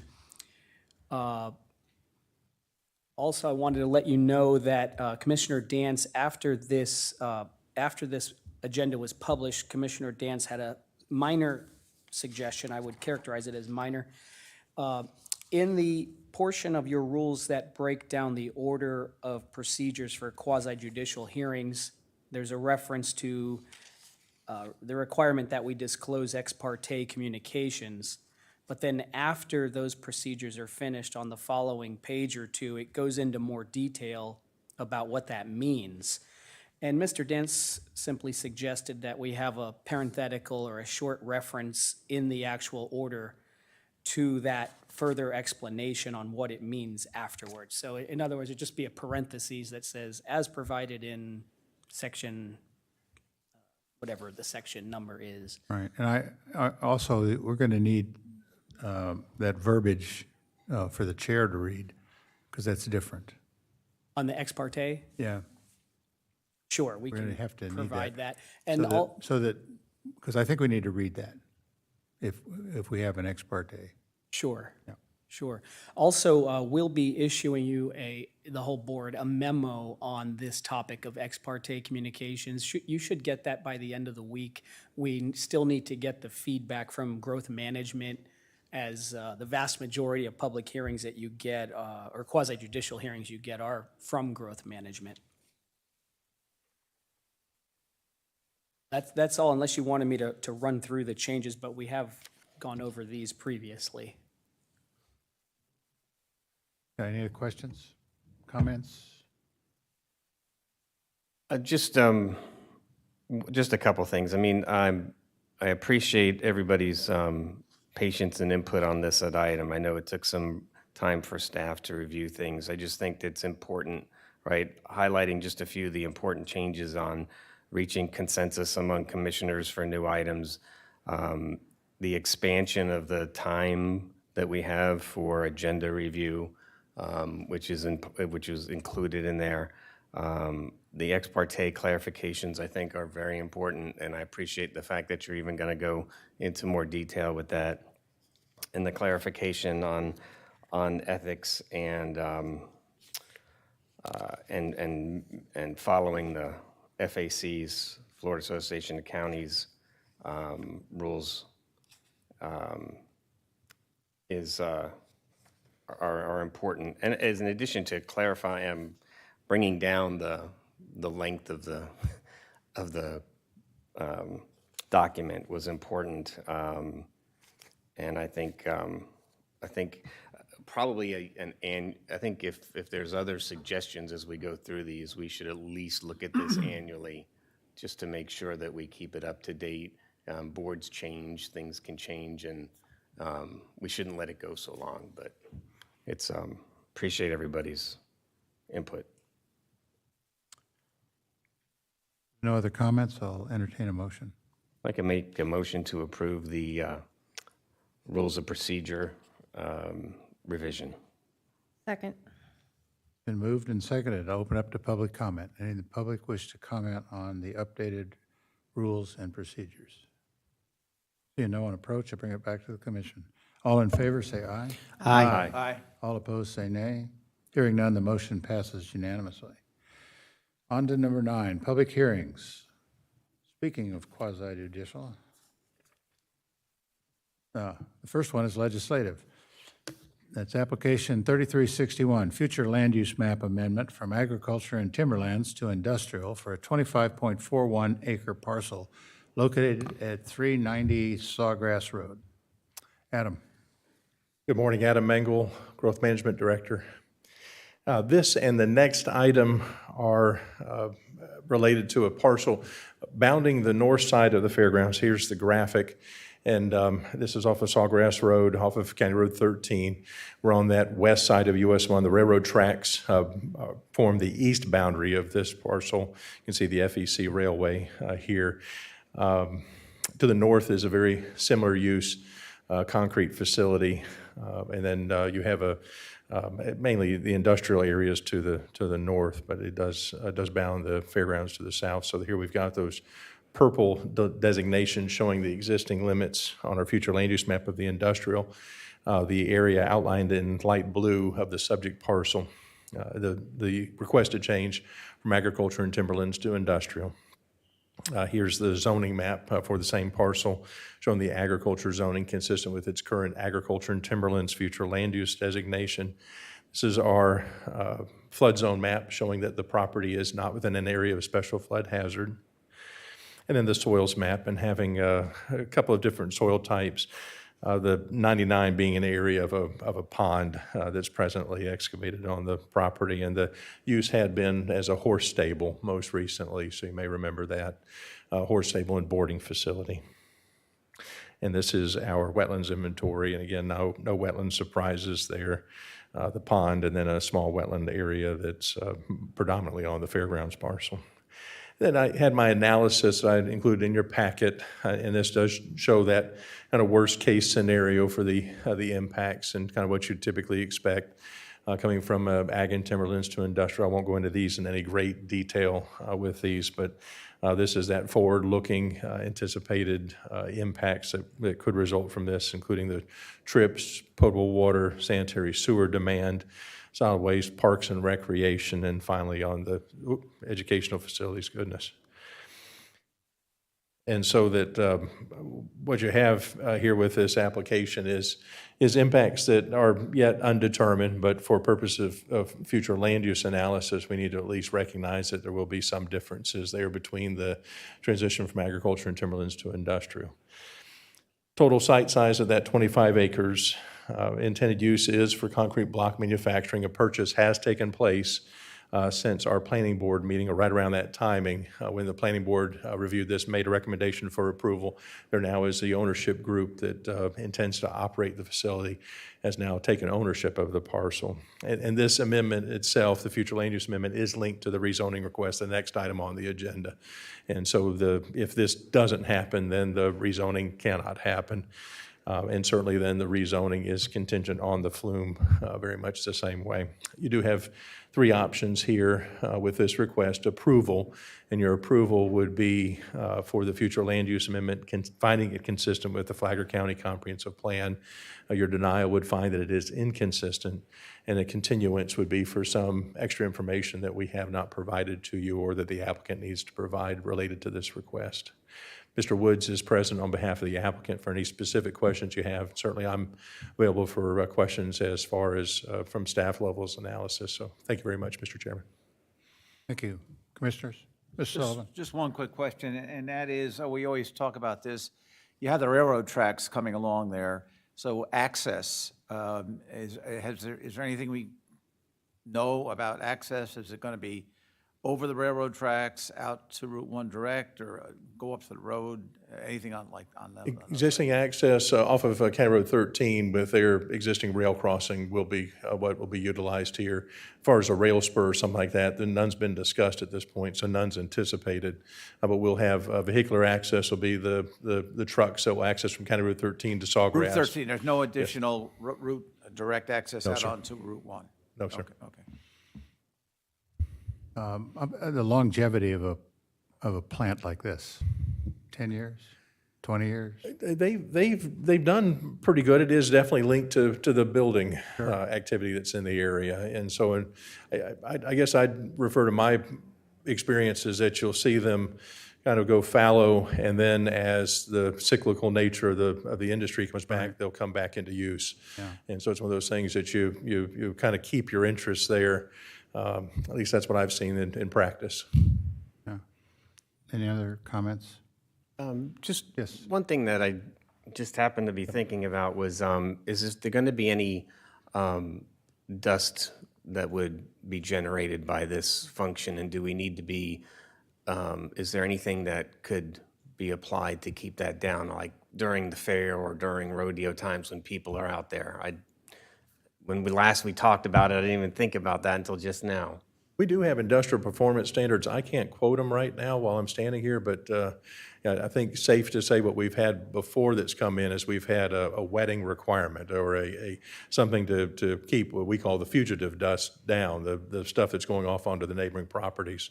I can't quote anything, and maybe the applicant could speak more about that, but it's quick answer is anything that's piled in an aggregate fashion would need to, in periods of high wind, when you have that mix of low humidity or no wetness to the pile, you'll need to have that maintenance happening. That'll be something they'll need to. We won't see a site plan or anything on this, so. No, on this one, the site plan, let's see, at the acreage, it would go to planning board. Right, so at least some of those considerations during site plan can be brought up, some buffering or. Yes, sir. Okay, all right, thank you. Isn't there a concrete block facility right across the street? There is, and so that's. Any problems with that? Have we had any problems with that?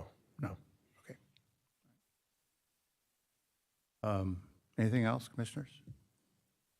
Okay, I'll entertain a motion. Motion to approve 9A, application 3361, future land use map amendment from agriculture and timberlands to industrial.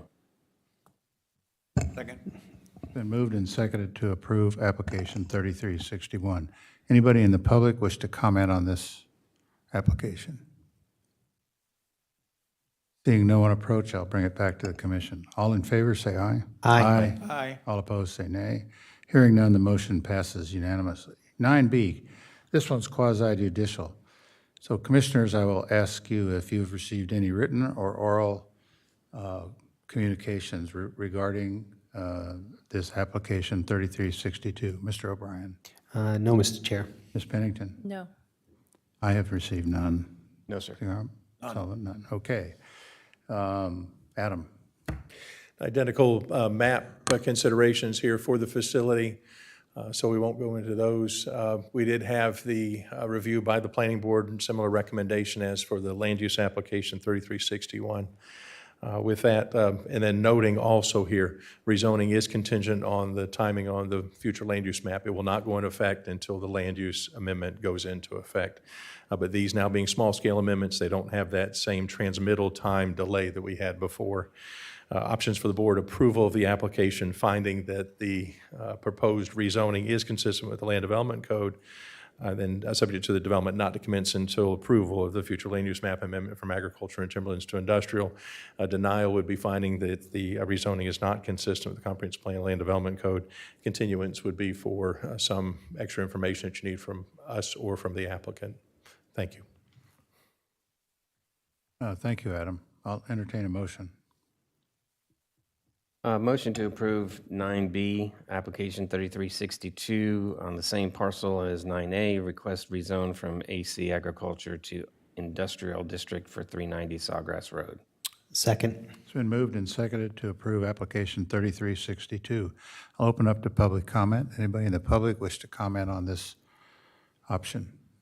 Seeing no one approach, I'll bring it back to the commission. All in favor, say aye. Aye. All opposed, say nay. Hearing none, the motion passes unanimously. 9C, this again is quasi-judicial. Application 3368, request for approval of a PUD site development plan for Amber Woods at Hunter's Ridge, parcel number, whatever.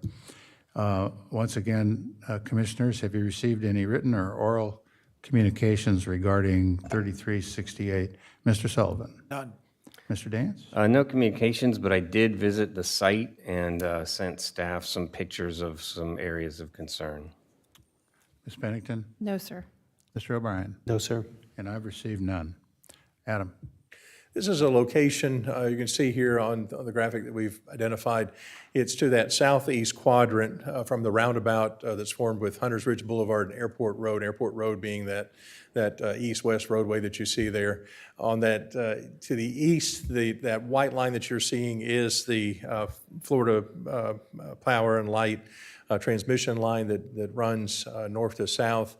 You'll see at the very south end of this project, it abuts a portion of the Huntington Village project that has been previously platted.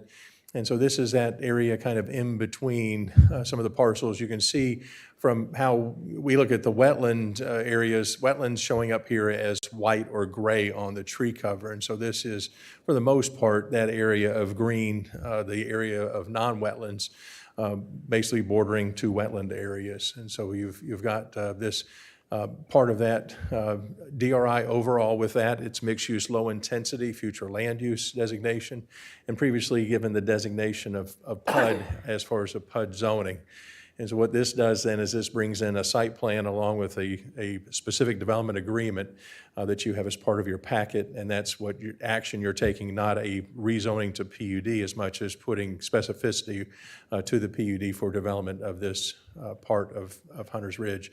All within Zone X, not part of a special flood hazard area. Goodness, it did it again. And so then we have Pomona fine sand being the predominant soil type here. And then you do have these wetland areas that are showing up, giving us some expectation of what we'd have. Again, this being the National Wetlands Inventory, you'll see on the later graphic that site-specific survey actually shows some extent of wetlands that are being impacted by the proposed development. Amber Woods PUD site development plan, this is part of your backup here. And so you have these areas with the green dots, the green hatching, that show those areas where impacts are occurring. So that you have this 40 lot layout, these roughly 2 cul-de-sacs there within this area. And then showing your buffers where they're possible to be provided. And even with that, you do have buffer areas that are encroaching into the wetlands themselves, the pond. Again, all of this being part of an entitled development area within Hunter's Ridge. And so remembering that there are some package or bundle of development rights that are present on the site. And along with that, then, worth it to mention that mitigation is available for them in the form of mitigation credits being provided through the substantial grant of the conservation area, the park area that we receive from the developer, that they're able to and entitled to receive mitigation credits for wetland impacts that are deemed necessary by the developer. These are some other details that we asked for. We wanted to have signage. Signage should be provided as early as possible in the PUD process, but that's something we wanted to have shown on the PUD site development plan, so this would be the detail for that signage. Our code requires it at the time of preliminary plat, no later than that. This, I think, is a utility plan. Utilities here provided by the City of Ormond Beach, water and sewer.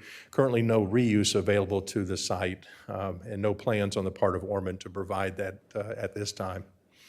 Did show also the sidewalk on the single side, on the east side of the development, running along that both sides of along the east side of both of the cul-de-sacs. So you have it running along that east cul-de-sac and then along the east side of that southerly cul-de-sac. And then this is what we asked for following the model home review that we had brought to you, that this would be the detail for what we would expect for a typical model home being developed as a temporary sales center. We wanted to have this included in the PUD site plan so you don't have to see these ever again. What this would look like is that temporary sales center development would have the model home developed on one lot in a parking area, temporary in nature on the adjacent lot. We also had some language added to the agreement that talks about duration for that operation. But this is what those would look like if the developer chooses to provide a temporary sales center within this subdivision. This has the site layout with the existing topography, basically flat, but you do have some variation. That variation in the topography does match up generally with the wetland areas that you saw previously. And then these are the tables. This is the table of dimensional requirements taken from the PUD development agreement. So should be pretty consistent with what we've had happening in other developments that have come before you. Much of this based on market demand. And so 14 acres, more or less, 40 total lots. This area had been previously identified for single-family residential development and did have that 9.73 gross acres was what was intended to be. We're right at 2.79 units per acre. Our site development plan includes those details that we've been looking for, and then we did have the recommendation from the planning board for approval. With that, we do have just 3 options for you. Approve the site development plan along with the development agreement, deny it, or continue it to for some purpose for us to come back with additional information. With that, I'll close, Mr. Chairman. Thank you. Ms. Buck is present also on behalf of the applicant for any questions you have specific for her. Thank you. Thank you. Commissioners, any questions for Adam? Just one, Sullivan? some lack of knowledge. How close is this to the Volusia border? Not, I guess, not too close. It's the borders Into off. the Hunters. So you can see on that inset map, that's maybe not the best one, but you can see the county line. Maybe it's better still to just go with this, is that this dash line here that runs along the, to the right of that circled area, the dash line running north to south, that is the county line. Okay. So you see that U-shaped wetland area south of Airport Road, that's the county line.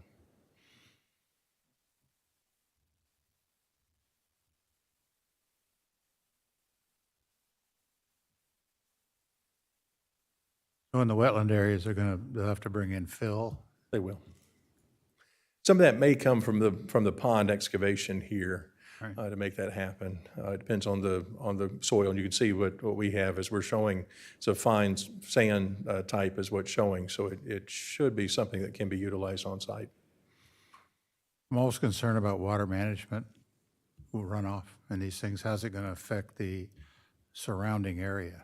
I mean, we don't want to create a problem for somebody else there. Always a concern here, and this being part of a master stormwater system.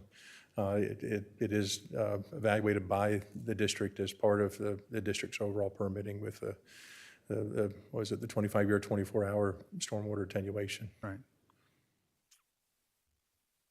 Doesn't look like it. It kind of looks safe. Big drawings there. That'll be all right. Anybody else? Andy, you were out there. Did you have some questions? Oop. Yes. The major question from Planning Board, which they deferred basically to us, was a discussion about Airport Road. And there were comments from the public as well about the fact that the section of Airport Road that this ties into is doesn't match up with the other parts of Airport Road. There's no center line or edge of pavement. It is a curb and gutter section, so at a minimum, you would want a center line reflect. There's no lights on this section. The lights stop at the easement, the utility easement. So a discussion needs to be had about when the road is going to be brought to DOT standards as we continue to, it's a private road, but if we're going to be approving residences' additional trips on this road, the road needs to be brought up to DOT standards. There needs to be a discussion about how at a minimum, there's some road striping, because at nighttime, there's not even a center line delineation, there's no street lights. I may defer to Kim about that because I know after we talked about DOT standard, I think that this is or was built to a DOT standard, but I know we had talked with her about it before. Maybe I'll let her answer that because remember also, and this doesn't negate the need for striping now, but that this is part of a future 4-lane cross-section. It's been designed for that, and so this would be the northerly 2 lanes of the future 4-laning as best I'm recalling from memory here, and so that you've got that as I'm remembering here with it, the curb and gutter, I think on the north side on this one, the sidewalks along the north side. But certainly, I know, we went on, we looked also even on Google Earth, and you can see that the center line, the reflectors, things that you would normally have on a 2-lane roadway are lacking here. And we went I think over to the Ormond side and saw something similar to Ormond. I think you probably saw that it's a little further to the east still, maybe where the striping picks up in Volusia. And one point, I guess, final consideration here with this is that at present, for record purposes, this part of the roadway is maintained by the Master Homeowners Association, inclusive of the roundabout, and then the portion west of the roundabout, I believe all the way to the county line, but it may continue on to 40, is handled by a separate, both owned and maintained by a separate CDD. And so we do have something a little unique here that Ormond handles the maintenance, best I know, for its portion of Airport Road from the county line eastward. And so then you have this part that's private HOA, and then CDD, quasi-governmental agency or entity that handles then the remainder. So you actually have, at least in this stretch, you have 3 different entities that are responsible for ownership and maintenance, and something that we may need to talk about at some point. It's been a point of contention for us in the past. Is Amber Woods going to be part of the HOA? Yes. Will be folded Yes. into that? Yes. And also, I believe this may be one that will potentially be part of your CDD that you formed most recently, right. that substitute CDD, the second iteration of the CDD. So I would believe that this would be part of that as well, but I don't depend on that at this point, but it will be part of the HOA. Chairman, just a thought. When I looked at the picture of the entrance, I mean, it would be helpful maybe, since the lighting situation, are there any lighting requirements at the entrance, to this small development, because that could help at least identify that little piece. That's a good point. And I don't want to just throw my my alone thoughts onto this. I think we're going to have more developments, and we did Celandine, whatever without discussing this.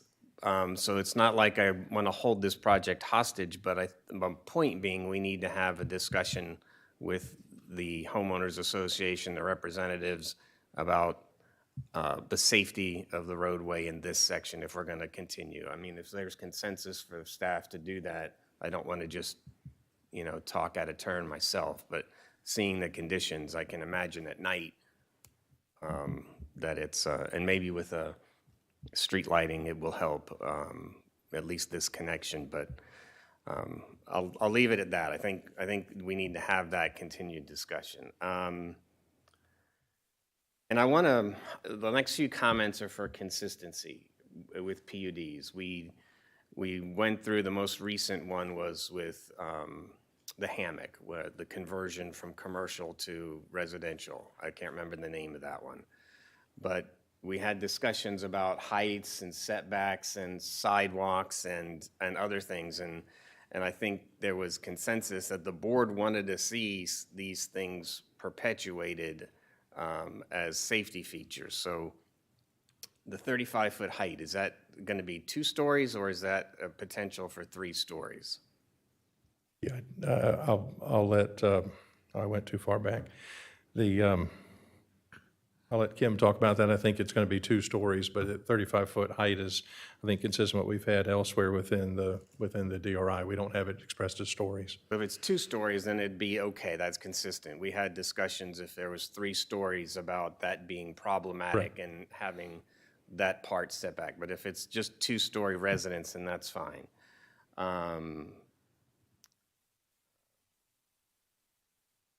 And there's no water management district permit that's been submitted yet, so there's no, your comment about the wetlands. I'm curious as to the quality of the wetlands and the impacts.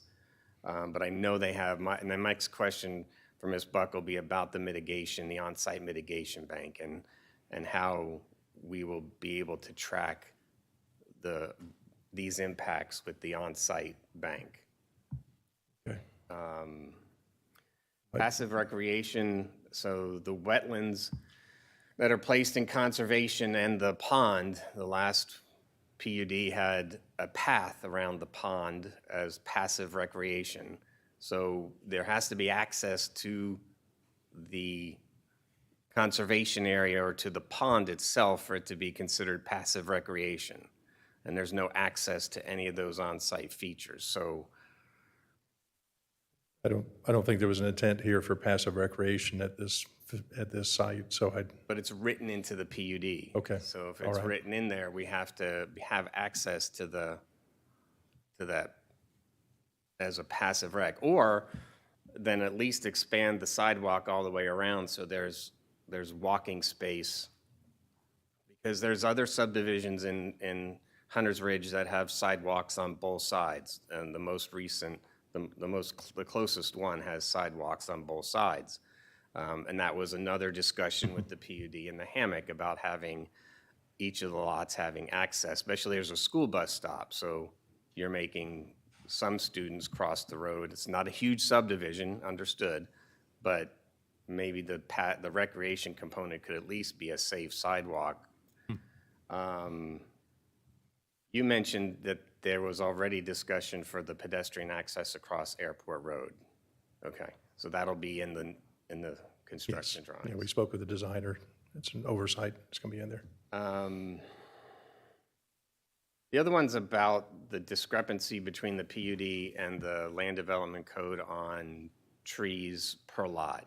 The land development code is 1 per 3,000 square foot.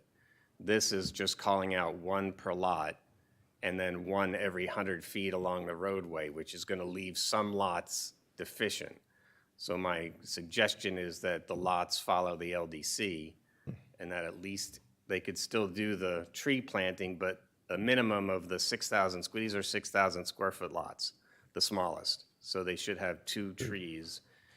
And the bigger ones may require an additional one if we keep it based on square footage. So I think that should be amended. But that's really the extent. I mean, they made language in there, this reverts back to the, all reasonable efforts shall be made to preserve existing native oak trees. I just want to know what reasonable efforts they're making and what they've done to identify those. Language we've had a long time, and be honest, there aren't any, I think we'd all know that, there aren't any oak trees that are there because of the it's all fire cycle pine. that's been there. And I'd be surprised there was even any marketable pine that's there, because this area had burned twice at least, probably 3 times in the last 30 years. So there shouldn't be any oaks there at all. Carrying Commissioner Dance's thought, which is right on the money, we also, over in the hammock, if they had a recreational feature pond, if you will, we not only required access to it, but we required bench seating, small pavilion, at least, at a minimum, something like that. And I think, as you said, for consistency, we need to follow up with that same kind of thought process here, that right now, there's no access to that pond that I could see. And so seems to me there should be access, and then there should be places for the residents to sit and enjoy the evening or whatever. But we're requiring that over in the hammock, so why not here? Why would we not require it here? I think that the most telling difference is that this is a DRI that has substantial recreation amenities. But I'll let Ms. Buck talk about that, because when we have our standalone PUDs, that's a horse of a different color. Right. But I'll So let you're her saying speak. the community itself has recreational, so they don't need anything? Yes, for a 40-lot subdivision, I mean, I'd argue, I'm not buying that. Okay. Ms. Pennington? No, actually, Mr. Dance covered, which is there's a lot to lack in making this a PUD. And he's definitely, I think, on the right track with including the full sidewalk. And to Mr. Commissioner Hanson's point, which is, you have a pond there, and there's really no amenity of it. Actually, it's just a drainage pond, so for this PUD. So, and you said it burned 3 times out there, so so to the fire safety concerns, I think it's still, regardless if we know if they're going to 3rd story or not right now, just ensuring that if they do intend to go to 3rd story, that they hit our requirements like we did on that PUD, which is with the sprinklers. Sprinkler system and setbacks of the AC units if necessary. Right, yeah, the 3rd story was a whole new problem. Side setbacks have to change. You have to have sprinkler systems, so, yeah, right. Any other questions? Well, to Ms. Pennington's comment about wildfires, there is wildfire mitigation language, and that could potentially be included in there. But we'll hear from the applicant. do right? require also Firewise throughout the county, and so that's one of the products that came into the Land Development Code in 1998. And so that's something that mainly regulates how we do vegetation around what's the urban-rural interface, so that, let's not forget that, it's still out there. Okay, thank you. Well, why don't we have the applicant come up, because we have a couple questions, one sidewalks. The pond itself, is that, maybe it's intended to be a dry pond, not a wet pond, which changes it a little bit, but Good morning. Kimberly Buck with the Allen Engineering Group, representing the applicant. To answer your question, there is a designated access between 2 of the lots. That is a 20-foot wide access point for access directly to the pond. There is a 10-foot wide berm around the top of the pond that serves 2 purposes. One is for maintenance, the other is to give residents the ability to walk around the pond if they would like, and it is a wet pond. As far as the trees are concerned, quite frankly, I'm not sure that we can require more.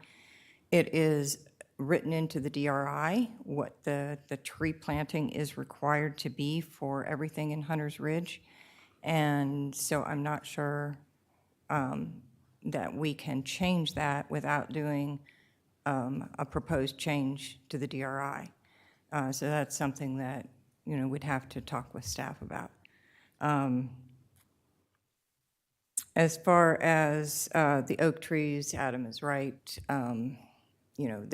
About the only semi-hardwoods that we find out there is the occasional cypress. And those are areas that we definitely preserve. If you'll notice on this particular site, we actually pulled out, that whole area was supposed to be from Hunters Ridge Boulevard all the way to the FPL easement. That was the designated limits of construction. But the applicant pulled out the western portion of the site and redid the property line to make sure that that cypress wetland along that area was maintained, not given over to another developer, and remain the responsibility of the HOA. So that area probably does have, some cypress hardwoods, in that area that we're definitely maintaining. But the majority of everything that's out there, it was owned by Hudson Pulp and Paper, and then Georgia Pacific, and it was, that whole 5,000 acres was exclusively planted pine. So, the only areas where they couldn't do the pine was, in the areas that were obviously too wet and had the cypress domes. As far as the sidewalks are concerned, the code requires a sidewalk on one side of the street, and since we have been involved in the project, that's how we have designed. We designed Celandine, we did Iris, we've done Amberwoods. You've got another few that haven't come before you yet, but they're in staff review now, and they're all the same. We're keeping everything the same, sidewalks on one side of the road.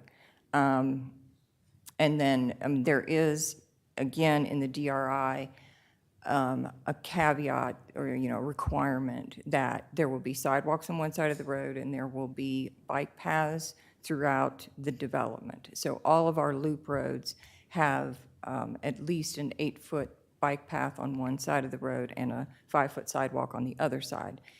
Internal to the development pods themselves, the sidewalks are on one side of the road. And we'd like to keep that consistency if we could.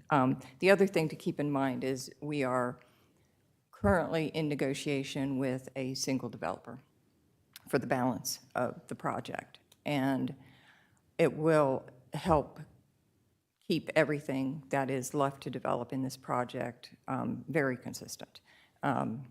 They have multiple product line, but they have certain criteria. It's all in keeping with the DRI. And so I think you'll see, as this moves forward, you'll see, a very consistent, cohesive development. As far as concern about fire, this is a fire-wise community. It is built into the DRI that the development is to be built with per fire-wise standards. So that's already been taken care of in the DRI. As far as Airport Road is concerned, we are willing to, and we know that that is an item that we need to discuss with staff and come up with a plan.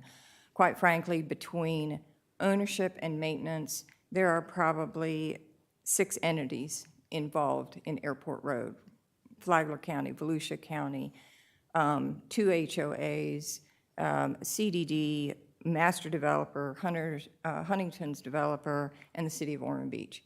So from start to finish of this development, from one side to the other, Airport Road is whatever, it's like a quagmire of problems. And so we are working through that. This developer has been involved in this project for almost 2 years, and they have inherited a multitude of issues. They have worked through with the school district. They've donated money to the schools.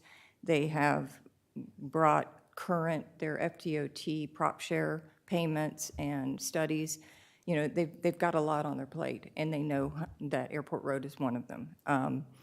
But it is also, you need to keep in mind that where you see the start and finish of the striping and the lighting is where your, the city of Ormond Beach owns it to a certain point. They, or not city, I'm sorry, Volusia County owns it to a certain point.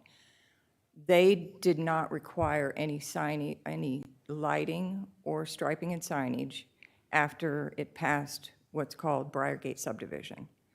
And it basically, even though it had curb and gutter because it was intended to be the north 2 lanes of an ultimate 4-lane section, it was still considered a rural through road. And it was constructed probably earlier than it needed to be.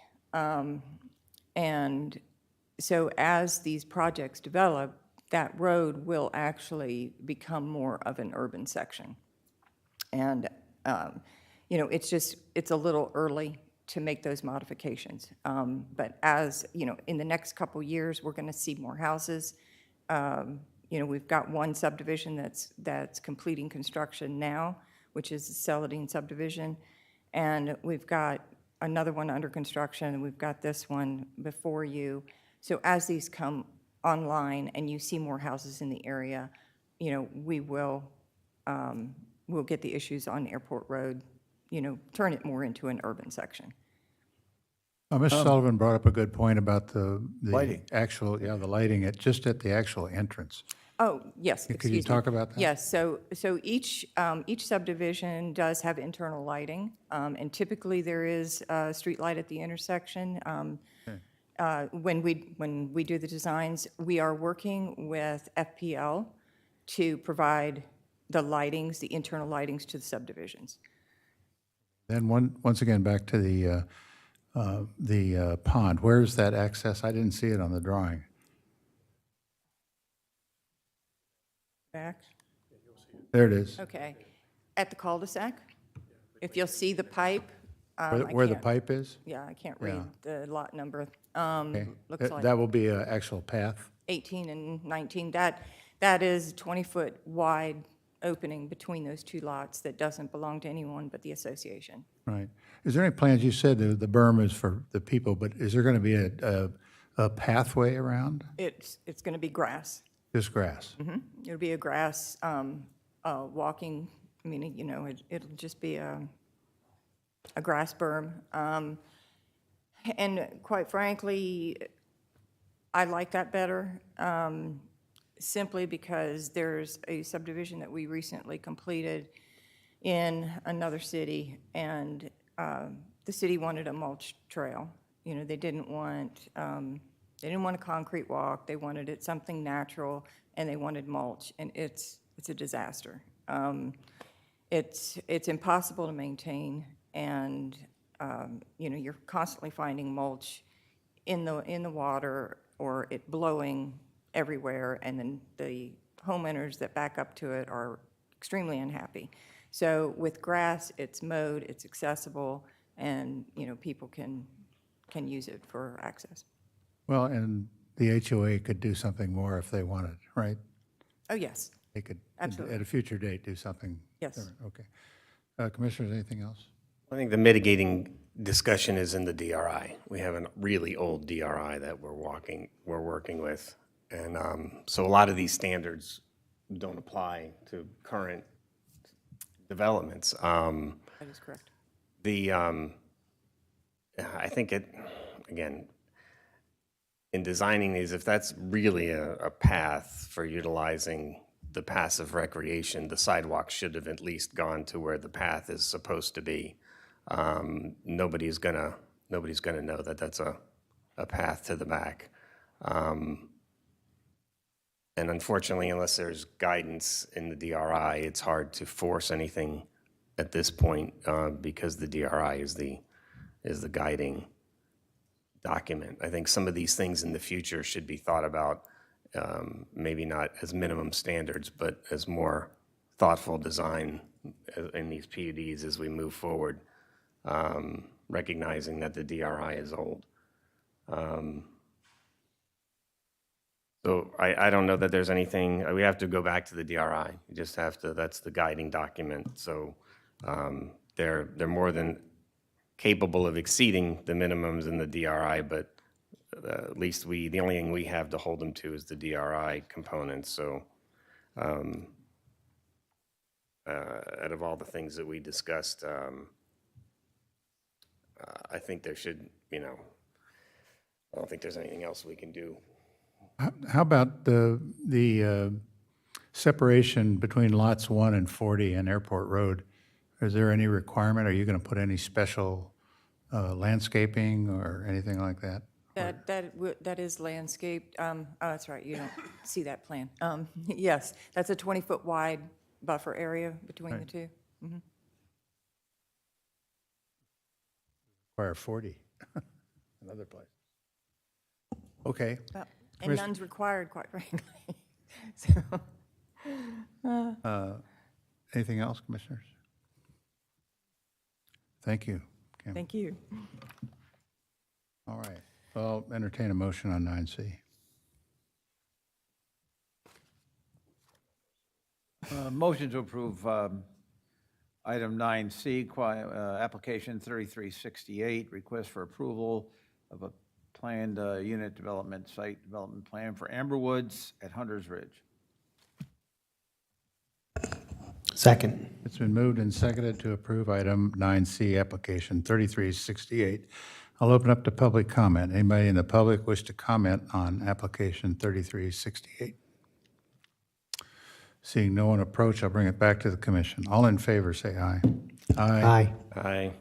All opposed, say nay. Hearing none, the motion passes unanimously. Ms. Petito, your comments, please. Thank you. I know we've got another workshop this afternoon, so I'll be brief. But I did just want to mention our United 4th of July celebration that was held last week and acknowledge the hard work that had gone into making this event possible. It was great to be able to work with our municipal partners to provide a really good community event. I would be remiss, though, if I didn't recognize Roy Seeger, who worked really close with the city of Palm Coast to make this happen, as well as the other airport staff and our employees that volunteered to work for the event on a holiday. So if it wasn't for them, the event wouldn't have been the success that it was. So I just want to give a shout out to those folks and recognize their efforts. We mentioned earlier that we do have a workshop scheduled next Monday, the 17th at 1 o'clock. Recognizing the quick turnaround time for the next legislative session, we've gone ahead and added the discussion for legislative items to that workshop, and we're just going to update the agenda and republish it today. So I just wanted to let you know that, and that concludes my report. We don't have a lawyer here. You should be right back.